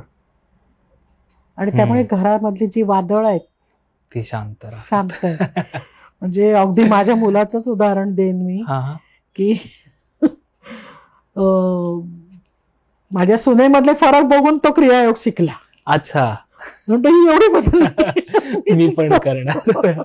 वा वा. कारण हा दिसणारा रिझल्ट आहे ना. करेक्ट. आता मी जाऊन सांगितलं सोमदादा हे सगळं हे असे 1 2 3 4 5 6 7 8 10 हे बेनिफिट्स आहे. सोमदादा वाचणार, हा ठीक आहे बघू. करेक्ट. पण सोमदादाने ते अनुभवलं की अरे हो हे असंच आहे. करेक्ट. हे दिसतंय, कारण आपली बुद्धी काय प्रूफ मागते.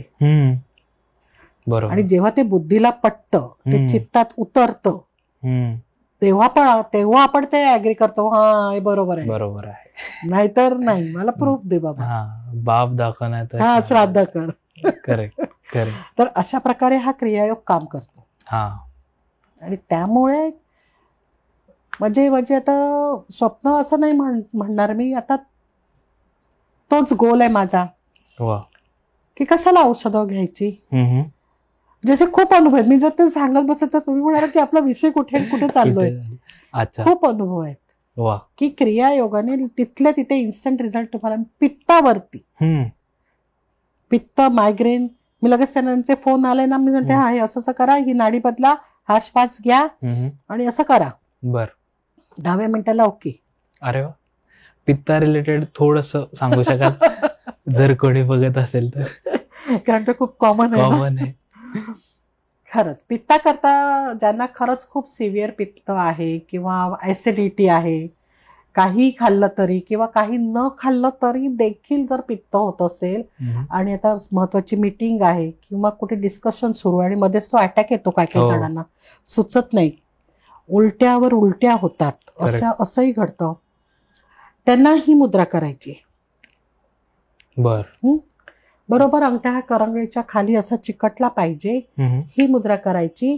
आणि ही मुद्रा अशी तुम्हाला दोन्ही मांड्यांवरती अशी ठेवा आणि डोळे बंद करून वम वम वम असं म्हणायचंय 21 वेळा. बरोबर हळूहळू ते पित्त जे आहे ट्रिगर झालेलं खाली येणार. अच्छा. आणि त्याचबरोबर आधी नाडी तपासा, डावी नाकपुडी सुरू आहे का उजवी. जर उजवी चालू असेल तर तिला बंद करायची आणि डावी सुरू करायची. कारण उजवी म्हणजे काय, गरमी आहे, उष्णता आहे, त्याने अजून पित्त वाढणार. आणि डावी म्हणजे काय, थंडावा आहे, शीतलता आहे. मग ती नाकपुडी आपल्याला सुरू करायची आहे. अशा प्रकारे परत ही मुद्रा दाखवते, ही मुद्रा घ्यायची आहे आणि वम म्हणायचंय.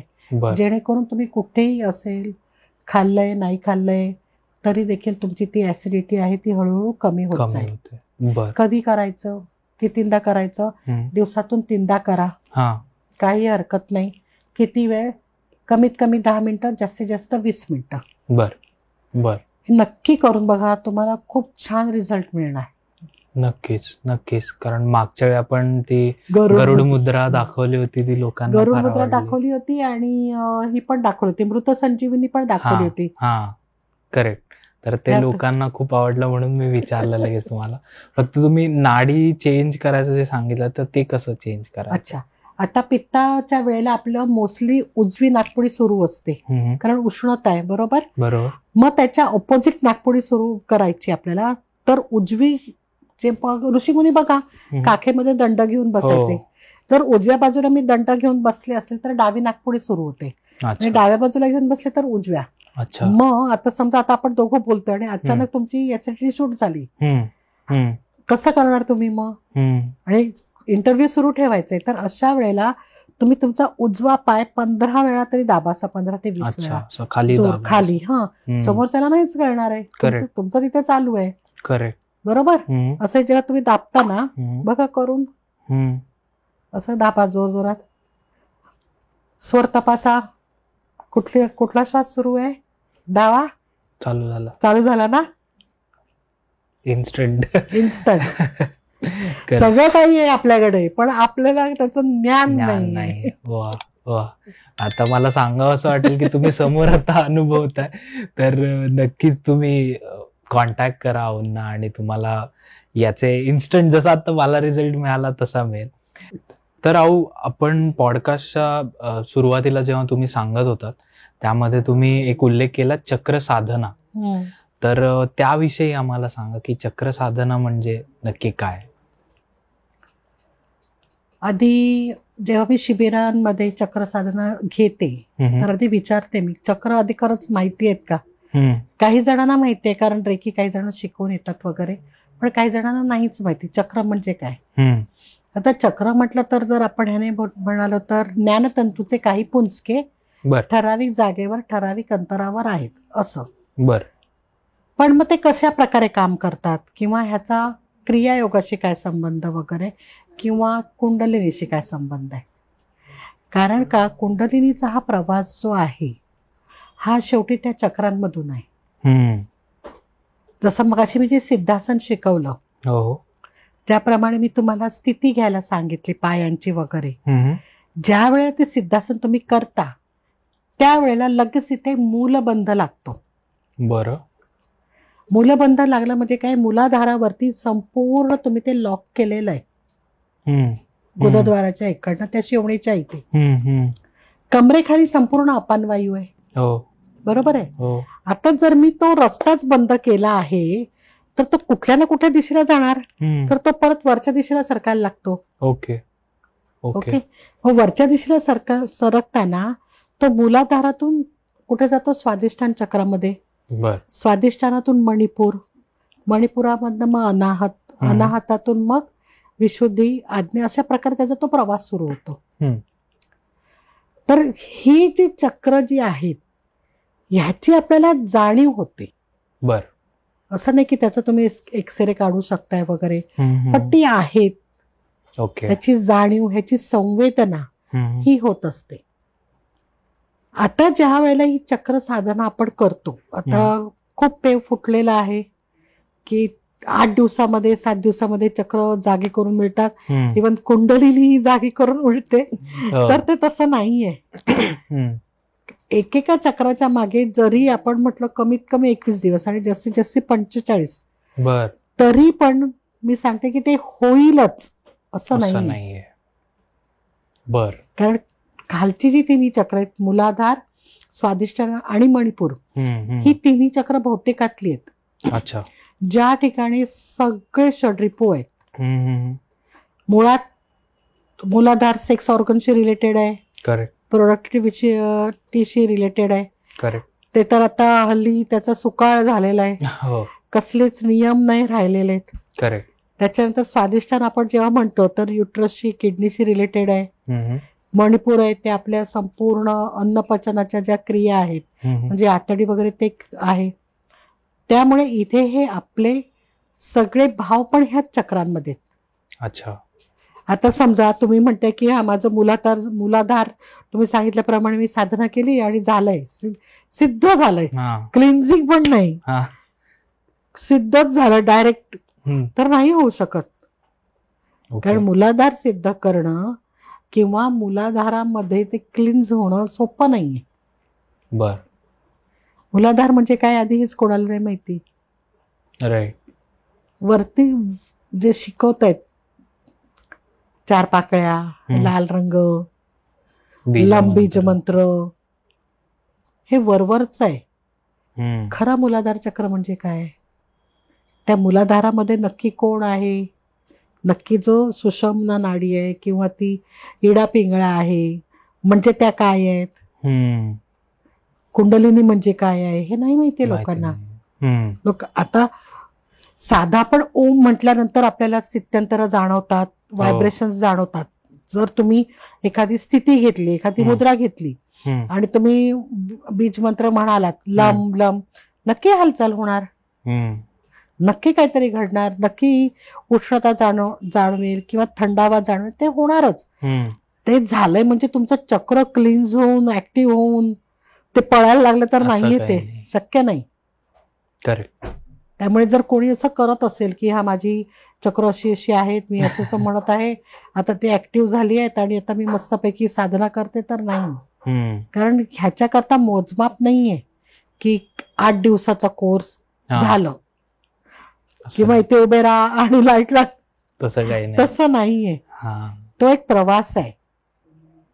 त्या चक्रांमधनं ते भाव निघणं. आणि असं पण होतं कधी कधी, जर कोणाची खरंच तेवढी साधना असेल, पूर्वीचे काही पूर्वपुण्याई असेल, जे काही असेल, त्या जन्मातलं काही घेऊन आले असेल, कधी कधी काही जणांचं होतं लवकर, पण परत तुम्ही एवढ्याशा अहंकाराने किंवा चुकीच्या कर्माने बॅक टू स्क्वेअर 1 मध्ये परत येऊ शकता. अच्छा. त्यामुळे इथे उलट तुमचा जास्त अलर्टनेस वाटतो की काय करतोय, काय चाललंय, कसं चाललंय. त्यामुळे चक्र साधना ही खूप महत्वाची असते. चक्र साधना करताना बऱ्याच गोष्टी घडतात. जसं की मूलाधार चक्रामध्ये स्वतः ती कुंडलिनी आहे. कुंडलिनी म्हणजे काय? माऊलींनीच अध्याय 6व्यामध्ये लिहिलेलं आहे, केशराप्रमाणे तिचा रंग आहे, नागिणीचे पिल्लू आहे. बर. ज्याप्रमाणे नाग 3.5 वेटोळे घालून मुख आतमध्ये घालून नये, त्याचप्रमाणे ती कुंडलिनी आहे. बर. मग ही कुंडलिनी म्हणजे काय? सर्पिणी असं आहे. पण 3.5 वेटोळे म्हणजे कोण झाले? इडा पिंगळा आणि सुषुम्ना. अच्छा. ह्या 3 जणी तिथे आहेत. बर. त्या पेटोळे घालून तिथे आहेत. आणि जेव्हा तुम्ही सिद्धासन घालता किंवा त्याच्यामध्ये बसता, मूलबंध लावता, मूलबंध लागल्यानंतर तुमचा जालंधर लागतो. बर. त्याच्यानंतर तो उडियान लागतो. जालंधर उडियान म्हणजे थोडं सांगा. हे पण बंद आहेत. बर. मूलबंध हे मूलाधारामध्ये, जालंधर बंद हा इकडे विशुद्धी चक्रामध्ये आणि उडियान हा मणिपुरापाशी म्हणजे पोटाच्या इथे आहे. बर. असे हे 3 बंद लागतात. हे 3 बंद लागल्यानंतर तो अपान वायू म्हणजे ती कुंडलिनी जेव्हा ती जागृत होते किंवा ते काम सुरू होतं तेव्हा काय होतं, ती वरच्या दिशेने येते. अच्छा अच्छा. वरच्या दिशेने आल्या, जसं नागाला तुम्ही डिवचलं तर काय होणार, तो लचकाच तोडणार, तुम्हाला दंश करणार, सहज आहे. करेक्ट. तशीच ती आहे. जेव्हा ती सर्पिणी जी आहे सुषुम्नेमधून प्रवास सुरू होतो त्यावेळेला ती आधी लचका तोडते. म्हणजे काय होतं, त्यावेळेला तिकडे थोडं तरी स्पॉटिंग हे होतच. बर. असं नाही की खूप हेवी ब्लिडिंग होतं, स्पॉटिंग होतं. नंतर ती वरच्या दिशेला सरकते. वरच्या दिशेला सरकत असताना शरीरामध्ये असलेले वात, पित्त, कफ हे ते गिळंकृत करते. अच्छा. त्याच्यानंतर जे वायू आहेत बाकीचे ते ती घेते. आणि त्याच्यानंतर जेव्हा ती वर सरकते, आतड्यांमध्ये पण जे काही मेद आहे, चरबी आहे, हे पण ती घेते. बर. आणि नंतर तिचा प्रवास, तो अपान वायूचा प्रवास वरच्या दिशेने होतो आणि वर्ण प्राणवायू जो आहे त्याचा प्रवास खालच्या दिशेने होतो. आणि हे दोघं जेव्हा एकमेकांमध्ये मिसळतात, त्या पूर्वी पिक्चर मध्ये कसं ते दाखवायचं, ह्याचा बाळ आला, त्याचा बाळ आला आणि मग स्फोट झाला, त्याप्रमाणे जेव्हा ते मिसळतात त्यावेळेला घटना घडते. आणि सूर्याचं तेज जसं असतं ना तसं तो ते तेज तयार होतं. आणि तेव्हा तो कुंडलिनीचा प्रवास आहे. आणि त्याच्याकरता म्हणून मग ही त्या चक्रांमधनं तिचा तो प्रवास होतो. मूलाधार, स्वाधिष्ठान, मणिपूर, अनाहत, विशुद्धी. आणि विशुद्धी पुढचा प्रवास म्हणजे नंतरची जर ती 17वी कलापर्यंत आहे. अच्छा.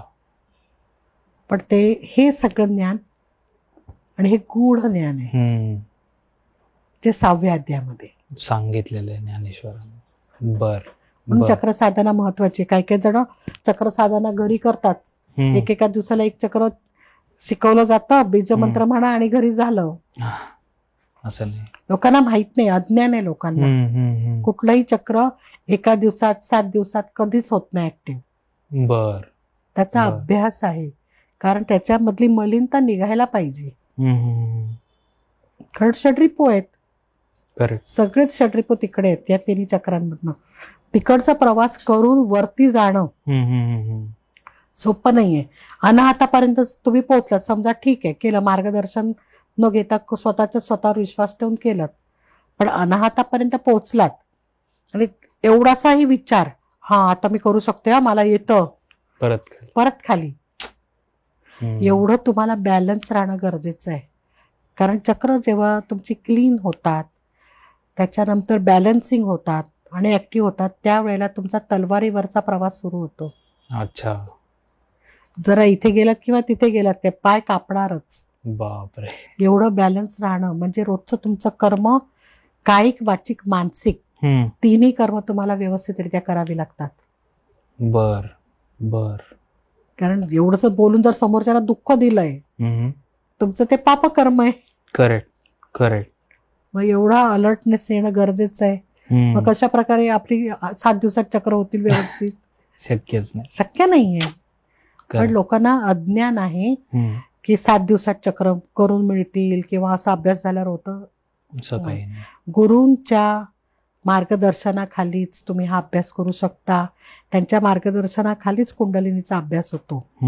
कारण कुंडलिनीचं देखील हल्ली खूप आहे. किंवा शक्तिपात करून कुंडलिनी जागी केली जाते, नाही.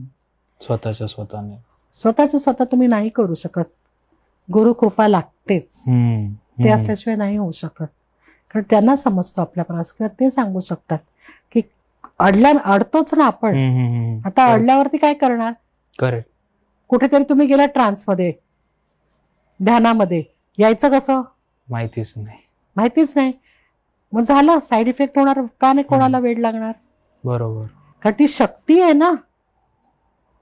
आता हा समजा 440चा हे आहे, मला माहितच नाही हा कसा हँडल करायचा, करू का मी त्याचं? डायरेक्ट जाऊन हात लावा. चटका मलाच बसणार, हा मलाच होणार आहे. करेक्ट. पण असे लोक खेळतायत कुंडलिनीशी किंवा चक्रांशी पण, कारण माहित नाहीये. आणि ते बघताना खूप सोपे विषय वाटतात. बघताना सोपं वाटतं, पण ती एक शक्ती आहे, एक ताकद आहे, ती एक ऊर्जा आहे ती.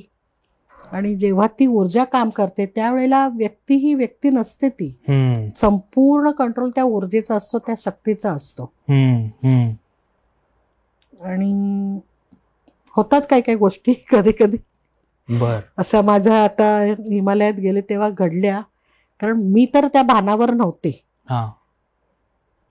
शिकवते मी लोकांना, पण मागच्या वेळेला पण मी म्हणाले तसंच, ज्याची कुंडलिनी जागृत आहे तो कधी झेंडा नाही फडकवत, कारण त्याला तर कळलंय.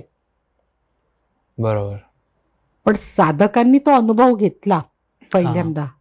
काय झालं होतं थोडं आम्हाला सांगा. त्यावेळेला जेव्हा आम्ही दर्शनासाठी जात होतो, आता मी अशी आहे आणि एक तर मला माहिती माझी कॅपॅसिटी किती आहे, पण ते समजलं होतं की प्रगटीकरण होणार आहे, म्हणून थोडी मी आधीपासूनच शांत शांत होते, जास्त बोलत नव्हते.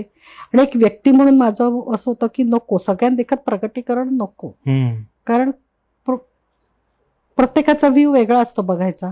बरोबर. पण त्यावेळेला ते म्हणजे साधकांकडनं नंतर कळलं की त्यावेळेला ते झालं प्रकटीकरण कुंडलिनीचं. आणि त्या साधकांनी मग ते संपूर्ण कंट्रोल माझ्यावरती हे केला प्रवासामध्ये. बर. कारण जर त्या शक्तीला मी पूर्ण म्हणजे त्यांनी पकडलं नसतं तर 2 सेकंदात किंवा मिनिटात म्हणा मी ते पटकन पोचले असते एवढ्या उंचावरती. बर. एवढी ती ऊर्जा आहे. बापरे. आणि मग ते तुम्हाला पकडलं म्हणजे साधकांनी मला पकडून ठेवलं होतं. आणि त्यांनी मग ते संपूर्ण, आणि आता मी एवढी माझ्या ताकद नाही कोणाला मी खेचून घेऊन जाऊ शकते, पण दोन्ही साधक होते, पण मी त्यांना खेचून घेऊन जात होते. बर. आणि हिमालयात कुठे घडलं? कासार देवीचे ते अल्मोडाला. आणि तेव्हा अजून पण एक प्रसंग घडला की स्वतः आईसाहेबांचं तेव्हा ते दर्शन झालं. बर बर. कारण एरवी सप्तशृंगी माता आपण म्हणतो एवढीशी आहे, पण जेव्हा तिचं प्रकटीकरण होतं तेव्हा ती एवढी भली मोठी आकाशापर्यंत ती आहे. बापरे बापरे. तिचं एक तेव्हा मला ते दर्शन झालं होतं, कारण तीच शेवटी आहे, आदिशक्ती महाशक्ती पराशक्ती तीच आहे. करेक्ट. आणि मग हे शांत कसं झालं, म्हणजे देवळामध्ये गेल्यानंतर मग ती शांत वगैरे झाली. पण तरी पण मी म्हणजे साधकांनी सांगितलं ट्रान्स मध्येच होते मी, काही त्यांना साधना वगैरे दिल्या गेल्या. बर बर. पण रोज तुम्ही कुंडलिनीशी नाही खेळू शकत, किंवा रोज मी कुंडलिनी आहे माझी जागृती आता असं करा, असं काही नसतं. उलट तुम्हाला कुंडलिनीचं हे झाल्यावर तुम्ही शांत होता, समजतं काय करायचं काय नाही करायचंय, गरजेचं नसतं. बर. आणि जो खराच ज्ञानी आहे तो कधीच नाहीच सांगत. तुम्ही सांगितल्याप्रमाणे गाजावाजा नसतो, शांत. तुम्ही आता जसं सांगितलं की बरेच लोक असं स्वयंघोषित ते असतात की माझी कुंडलिनी आता जागृत झालेली आहे, तर कुंडलिनी अशी लाईफ लॉंग जागृत होऊ शकते का ते फक्त क्षणासाठी? घोषित नाही कुंडलिनी जागृत होत. काय होतं की चक्र साधना सुरू झाल्यानंतर एक एक अनुभव येतात. ठीक आहे. काही ठिकाणी मूलाधार चक्रामध्ये स्पंदन जाणवतात, संवेदना जाणवते, किंवा ते गोल गोल फिरतंय किंवा अँटी क्लॉकवाईज फिरतंय, ते वरवर सरकतंय, मेरुदंडातून सरकतंय किंवा कधी कधी पुढूनही सरकतंय, ती ऊर्जा वरवर सरकते. तर काही जणांना ते अनुभव येतात, कधी ध्यानामध्ये रंग दिसतात, दर्शनं घडतात, किंवा संकेत मिळतात, ऐकायला येतं, असं होतं. तो भाग आहे त्याच्यामधला. पण ह्याचा अर्थ असा नाही की ती सिद्धी प्राप्त झाली. काही काही जण त्याचा सिद्धी म्हणूनही उपयोग करतात. बर बर. घटना घडायच्या आधी घटना काय घडणार हेही समजतं. अच्छा. किंवा एखादी व्यक्ती दिसल्याबरोबर कळतं की ही व्यक्ती काय, हेही घडतं. पण त्याच्यामध्ये तुम्ही 24 तास राहणं आणि नाही माझी कुंडलिनीच जागी झाली तर असं असं नाहीये. ओके. ते तेज आहे, निखळतं तेज आहे ते. वा. तसं झपकन जातं. परत शांत पडून. 24 तास माझी कुंडली जागी, माझी असं कुंडली नाही. जागी आहे. हाँ बच्चा अभी ऐसे करना है, हाँ ये तुम्हारा हुआ है, असं नसतं. म्हणजे मला पण एक मध्यंतरी फोन आला होता की त्यांचं कोणी रिलेटिव्ह वगैरे होते वगैरे आणि त्यांचं आणि बाबाजींचं आणि सोकळ त्यांचे जे कोणी गुरु आहेत तर त्यांचं कनेक्शन होतं. तर अगोदर सगळे घरातल्यांनी हा सगळं ॲग्री, मग ते काय म्हणतात ते दरबार, हा अच्छा लागला तो. हा असं सगळं सुरू. आणि नंतर आहे ना ती व्यक्ती ना पर्सनली घरातलं सगळं बोलायला लागली. बर. पर्सनल इश्यू किंवा घरातले इश्यू. मग त्याला डाऊट यायला लागला, हे काय असं कसं बाबाजी थोडीच असं बोलतील की तू हे असं कर, हे तुझं असं झालंय, असं नाही होत ना. Correct correct. ते कसं जाणार की तू त्याच्याशी असं वाग. करेक्ट. म्हणजे ते संसारातले विषय नसतात. ढवळाढवळ. त्यांना बाबाजींना काय करायचं तुमच्या संसारातले विषय घेऊन. हम्म. ते फक्त तुम्हाला संकेत देतात की नाही हे असंच, हे असं आहे. साधना मार्गातले जास्त ते बोलतात. हा हा. किंवा आज पण इथे येताना असं माऊलींना मी घेऊन आले ज्ञानेश्वरच्या स्वरूपातून. नाही मैं सिर्फ आपका हूं. मी काय पब्लिक प्रॉपर्टी नाही की माझा फोटो. Correct correct. असं समजतं. पण आता हा अमृता असंच करायचं, हा बच्चा अभी तेरा ऐसा होने वाला है, अशा गोष्टी काही नसतात. असं काही नसतात गोष्टी. Correct correct. ते फेक आहे. सिद्धी प्राप्त होतात जर तुमची साधना, तुमचा विश्वास, तुमचं समर्पण हे असेल तर होतं. पण त्याच्यात रमायचं नाहीये. अच्छा. जर तुम्ही सिद्धींमध्ये अडकला ना, आत्मस्वरूपाचा प्रवास थांबला. आणि त्या सिद्धी परत पण जातात. कारण सिद्धी प्राप्त झाल्या की अहंकार आला. मग सिद्धी प्राप्त झाल्यावरती त्याचा पैसा पण करणार ना मी. माझ्याकडे सिद्धी, आता मला कळतं, चल चल चल दरबार लागणार. मग तो सिद्धी आल्यावरती अहंकार येतोच. जसं लक्ष्मी आली की तिच्या मागे लक्ष्मी येतेच. तसंच साधना मार्गामध्ये तुम्ही जसा जसा प्रवास करता माया उभी राहते, तुमची परीक्षा घेतली जाते, तुम्हाला अडकवलं जातं. तुम्हाला शांत बसायचंय, तुम्हाला ठरवायचंय की मला कशामध्ये जायचंय, मला काय करायचंय. बरोबर. चक्र आहेत, कोश आहेत, कुंडलिनी आहे, हे सगळं आहे. हे सगळं काम करतही. पण त्याच्याकरता तुम्हाला गुरु मात्र हवा, जो तुम्हाला व्यवस्थित पोट पकडून घेऊन जाईल, की जो सांगेल की नाही हे नाही, असं नाहीये, याचा अर्थ हा आहे. काही जणांना स्वप्नांमार्गे कळतं. ते म्हणतात की अचानक असं स्वप्न पडलं किंवा असं बसलेलं असताना अचानक असं फ्लॅश होतं अचानक. मग ते विचारतात, मग त्यांना त्यांचे अर्थ सांगते मी की ह्याचा अर्थ हा आहे. कारण अर्थ नाही सांगितले तरी पण गोंधळ उडतो ना. करेक्ट. आता काल तसं एकीने पाठवलं की सुपारी ना, सुपारी आणि ते कुंकू आहे ते लावलं वगैरे म्हणजे काय आहे. आता ती, कारण ह्या फोनवरती गोष्टी नाही होत, तिला आता बोलवणार आहे की ह्याचा अर्थ हा आहे. त्यांना स्वप्न तसं पडलं. हो, की ह्याचा अर्थ हा आहे की आता तुम्हाला कुठे साधना न्यायची. पण काही जण स्वयंघोषित, मग अशी तुम्ही म्हणाल तसे स्वयंघोषित असतात, स्वयंघोषितच होऊन जातात आणि मग तो प्रवास चुकीचा घडतो. मग त्याच्यानंतर अनुभव, शारीरिक अनुभव मग चुकीचे येतात, नको ते आजार सुरू होतात. कारण ही उष्णता आहे, भगभक्त तेज आहे. जर तुमची शारीरिक कॅपॅसिटी नसेल, तुम्हाला माहीतच नाही की ह्या एनर्जीला, ह्या ऊर्जेला, ह्या तेजाला कसं हँडल करायचंय, तर तुमच्यावरती चुकीचे परिणाम होणारच, 100% होणार. कारण मी पण जेव्हा साधकांना सांगते की तुम्हाला आहार कसा करायचा आहे, किती पाणी प्यायचंय, आता हा ऋतू सुरू आहे तर साधना कशी करायची आहे, कुठली साधना सोडून द्यायची. इव्हन ज्या स्त्री साधक आहेत त्यांना मी सांगते, तुमचं पाळी जेव्हा तुम्हाला येते तुम्ही मला फोन करायचा आहे. कारण काय काय जणांचे प्रॉब्लेम्स आहेत. करेक्ट. त्यांना साधना मला सांगावी लागते, नाही आता ही साधना नाही करायला पाहिजे, ह्याची मात्रा बदलायची आहे. मग एवढा तर श्वासांवरती काम होतंय, तर कुंडलिनीला तुम्ही हात घालणार डायरेक्ट शक्य नाही. चक्रांना डायरेक्ट हात नाही घालू शकत. करेक्ट स्टेप बाय स्टेप गोष्टी घडतात. पण काही जणांना घाई असते ना सगळ्याच गोष्टीची. पटकन आलं पाहिजे, पटकन कुंडलिनी समजली पाहिजे. ती देवता आहे हो. आदिशक्ती, महाशक्ती, पराशक्ती आहे ती. तिला तुम्ही असं कसं म्हणणार की बाजारात गेलोय आणि घेऊन आलोय, असं नाहीये. ते निखळत तेच जे तुमच्यामध्येच आहे. आता त्याला जागृत करायचं तर त्याला वेळ द्यावा लागेल. बी लावल्यावरती लगेच झाड येईल का? वेळ लागणार ना. त्या ऋतूप्रमाणे त्या ह्याच्याप्रमाणे ते वाढणार. जर काही आपत्ती नाही आली तर ते बहरेल. तशीच ती कुंडलिनी आहे, तशीच ती चक्र साधन आहे की जे तुम्हाला हळूहळू घेऊन जायचंय. जेव्हा ती कुंडलिनी हळूहळू काम करते त्याच्यानंतर स्थित्यंतर शारीरिक, मानसिक, भावनिक सगळी घडतात. आता काही साधकांचे फोन आहेत, आम्हाला कंटिन्यू रडू येतं. अच्छा. साधनेला बसल्यावर रडू येतं, कळत नाही का? कारण तर कॉर्ड कटिंग होतंय ना.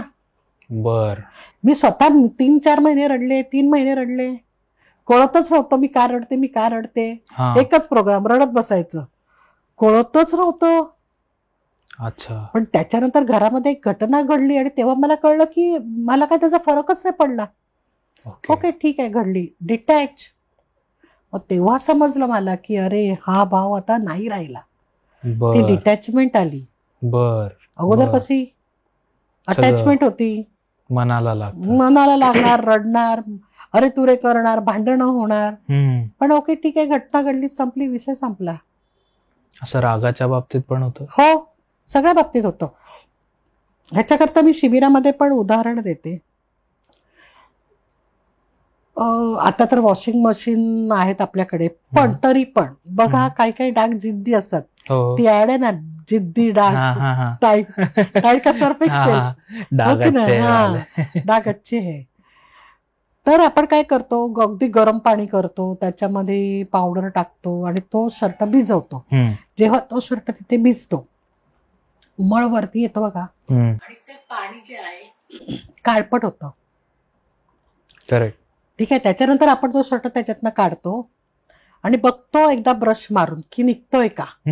नाही निघत. मग आपण काय करतो, परत थोडा साबण लावतो त्याला, टाईड, व्हील, व्हॉट एव्हर जे काय असेल ते, आणि परत घासतो आणि मग तो जिद्दी डाग निघतो.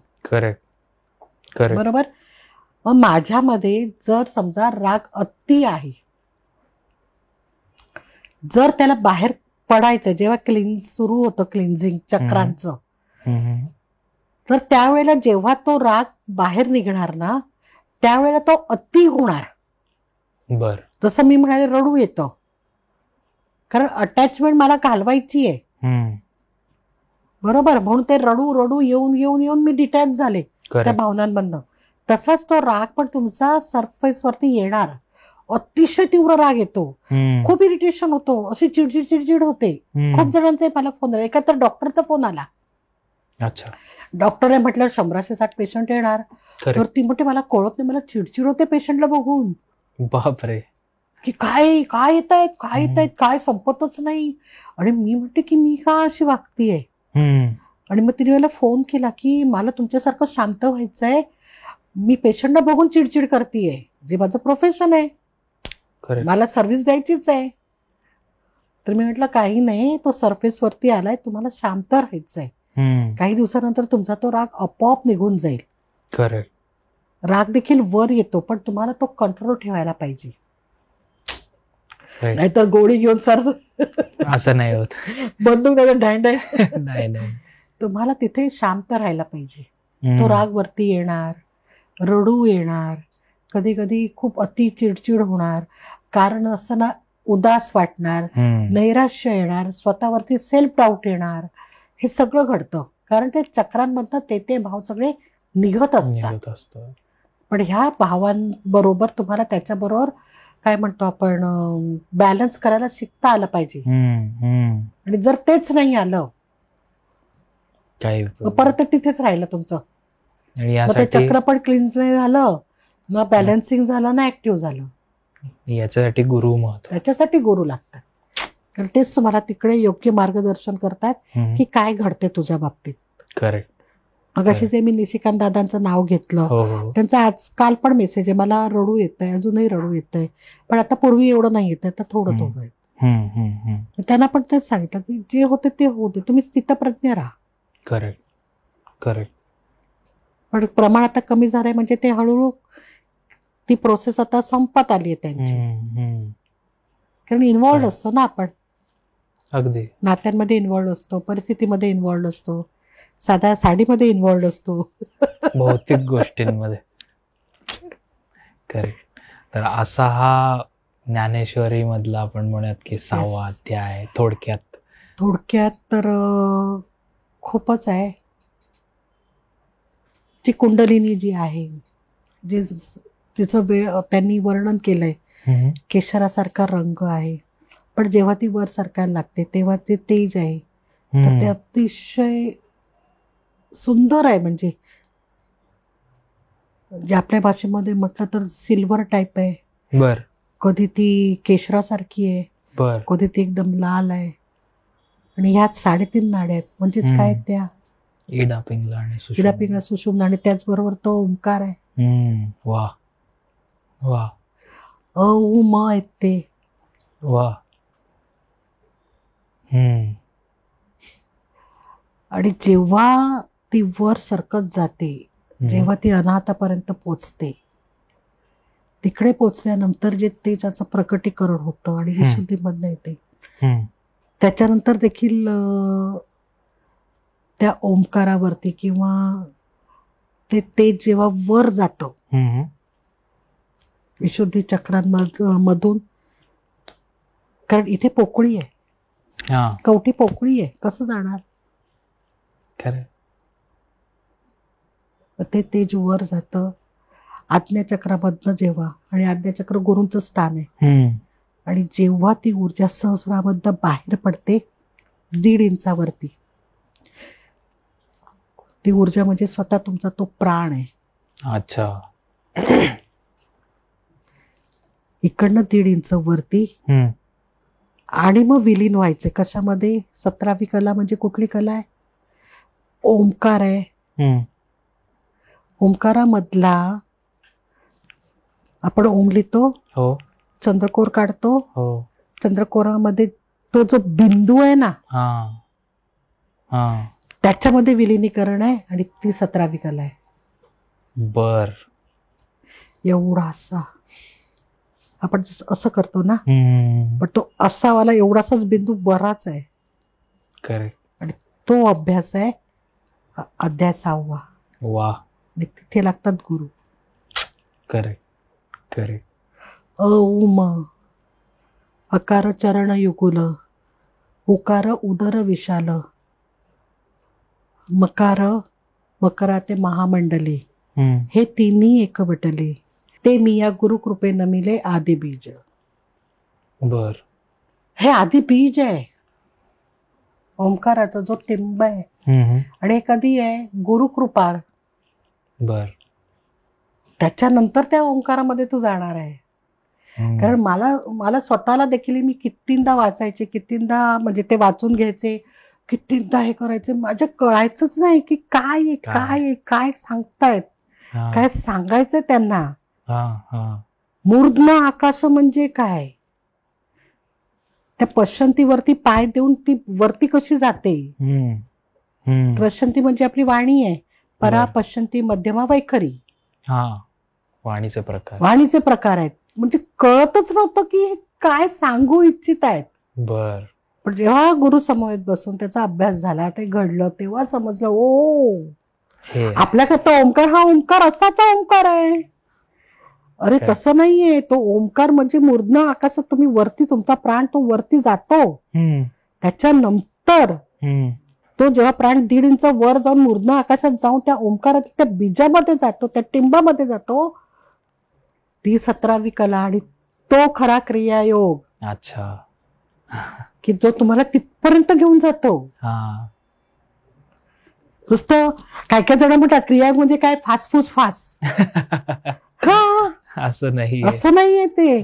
तो एक श्वास कुठे फिरतोय, कसा फिरतोय, यावर सगळं. आता काही टेक्निक्स म्हणजे यांनी म्हणजे इतके महिने जवळ असून त्यांना नव्हतं माहिती, पण एका शिबिरामध्ये ते सरप्राईज झाले. नुसत्या श्वासाने बरं केलेलं आहे. कितीतरी साधक फीडबॅक देतात की तुम्ही ते टेक्निक शिकवलं श्वासाने स्वतःला कसं बरं करायचं, आम्ही केलं स्वतःला बरं. त्याचे फीडबॅक आहेत. बर, दुखत असू दे, खुपत असू दे, काही येऊ दे.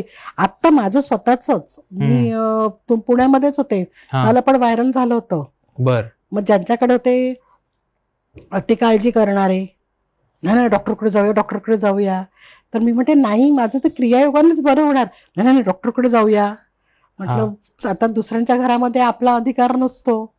म्हटलं बरं चला, इंजेक्शन घेतलं, गोळ्या दिल्या, मला उलट त्याने त्रास झाला.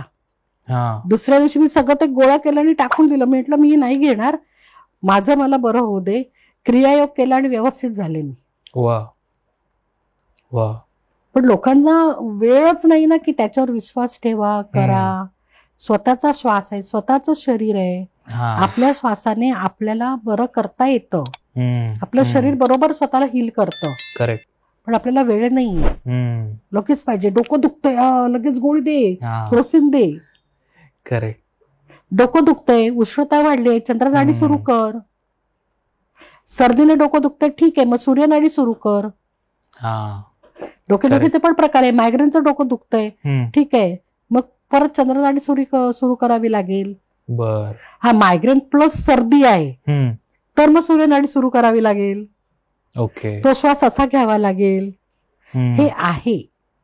करेक्ट. आणि एवढं मायन्युटली क्रियायोग काम करतं, ते आपल्याला फक्त माहिती नाही, आपल्याला माहिती नाहीये. आणि हा सगळा अभ्यास, ती 17वी कला म्हणजे काय, तो ओंकार म्हणजे काय, हे सगळं काही अध्याय 6व्यामध्ये आहे. आणि हे तुम्ही शिकवता सुद्धा शिबिरा. मी काय शिकवणार हो, ते शिकवून घेणार त्यांच्याकडून. मला तरी वैयक्तिक रूपात वाटतं नाही अजून, मला स्वतःलाच काही येत नाही. शिकवणारे ते आहेत. खरंय. देह माझा आहे.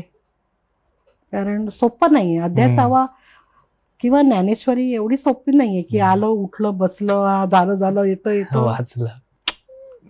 एक मगाशी म्हणाल्याप्रमाणे एक तरी ओवी, एकच तेवढीच बघा. वा. आपलं स्वतःचं आत्मस्वरूप काय समजून घ्या. आपल्याला टपपट करतो, आपण काहीच नाही करत, शून्य आहोत आपण. वा. शून्यातून आलं शून्यामध्येच जायचंय. पण हा जो शून्यापासून शून्यापर्यंतचा प्रवास आहे ना, तो लोकांना नाही समजत आणि मग तिथे सगळी गफलत होते. करेक्ट. करेक्ट. उगीच सगळी ईर्ष्या, मत्सर, हेवे दावे, संशय, स्वतःचा अहंकार, ह्या सगळ्या गोष्टी घडत जातात. खूप आहे बोलण्यासारखं, कारण माझा जीवाभावाचा विषय अध्याय 6वा चालू आहे.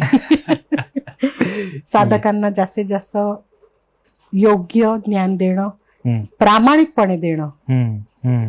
क्रियायोग असू दे, माऊलींची ज्ञानेश्वरी असू दे, हाच प्रयत्न नक्कीच. कारण इथे खोटेपणा नाही. कारण काय, लक्ष गुरु परंपरेच आहे, त्यांचं आहे.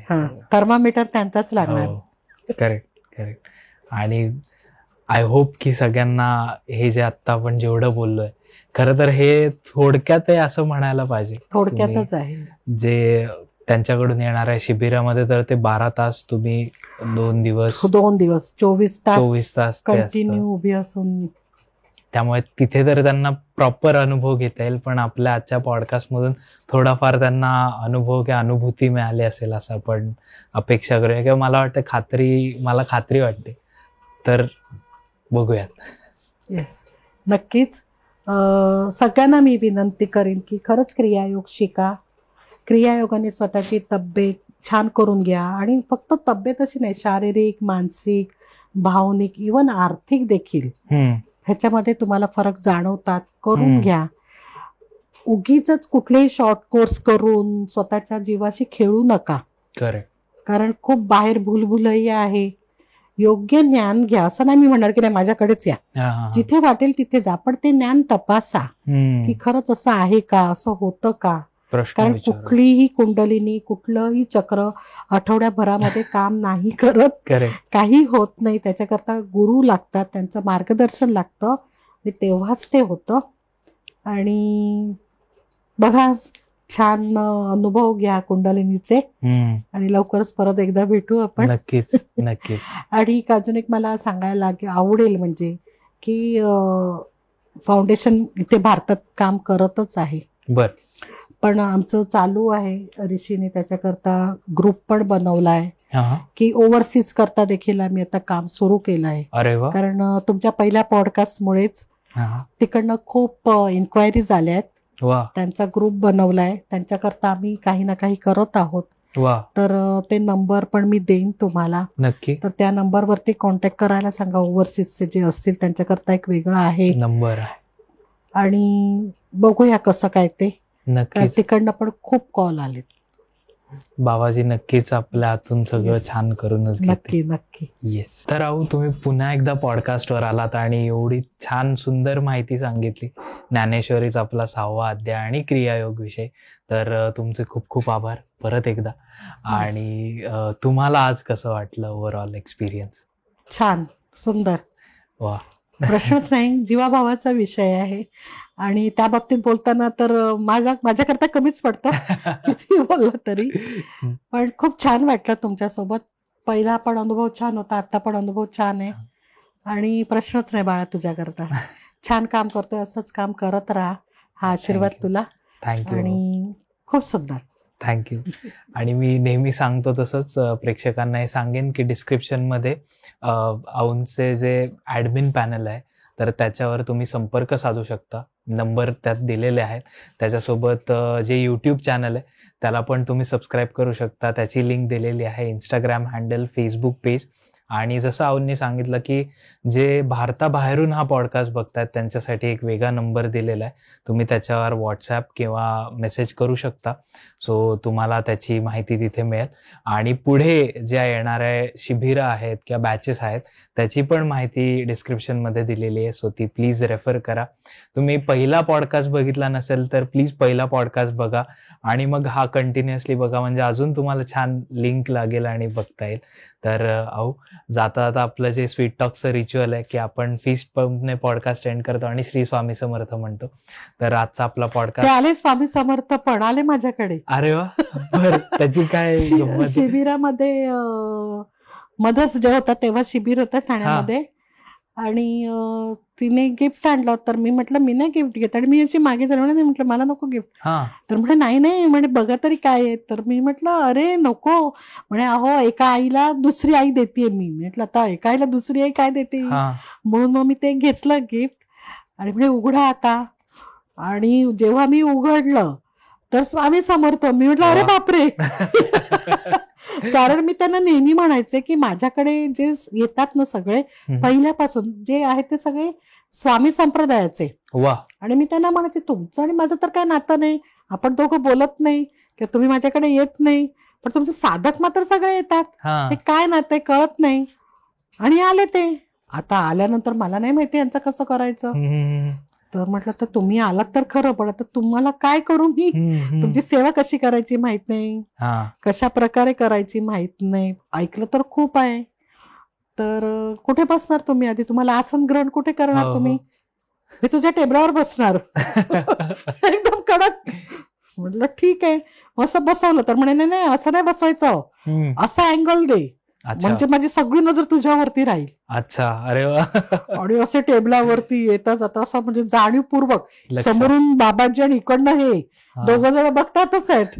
दोघांची दृष्टी आहे. आणि मग नंतर आता त्यांना दुसरं आसन विचारलं आणि मग ती साधिका आली होती, ती त्यांच्याशी कनेक्टेड आहे. मग विचारलं वगैरे, मग म्हणे तिला म्हणे हा ठीक आहे ठीक आहे. सुरुवातीला पण जरा रोषच होता, पण आता ते छान मस्त असे बसलेत. आणि आलेत ते आता. माहित नाही पुढे काय कसं ते. सगळी स्वामींची स्वामींचीच इच्छा शेवटी. त्यांना यायचं होतं, ते आले. जमेल तेवढी सेवा नक्की करेन. नक्कीच. म्हणजे त्यांनी करून घ्यावी.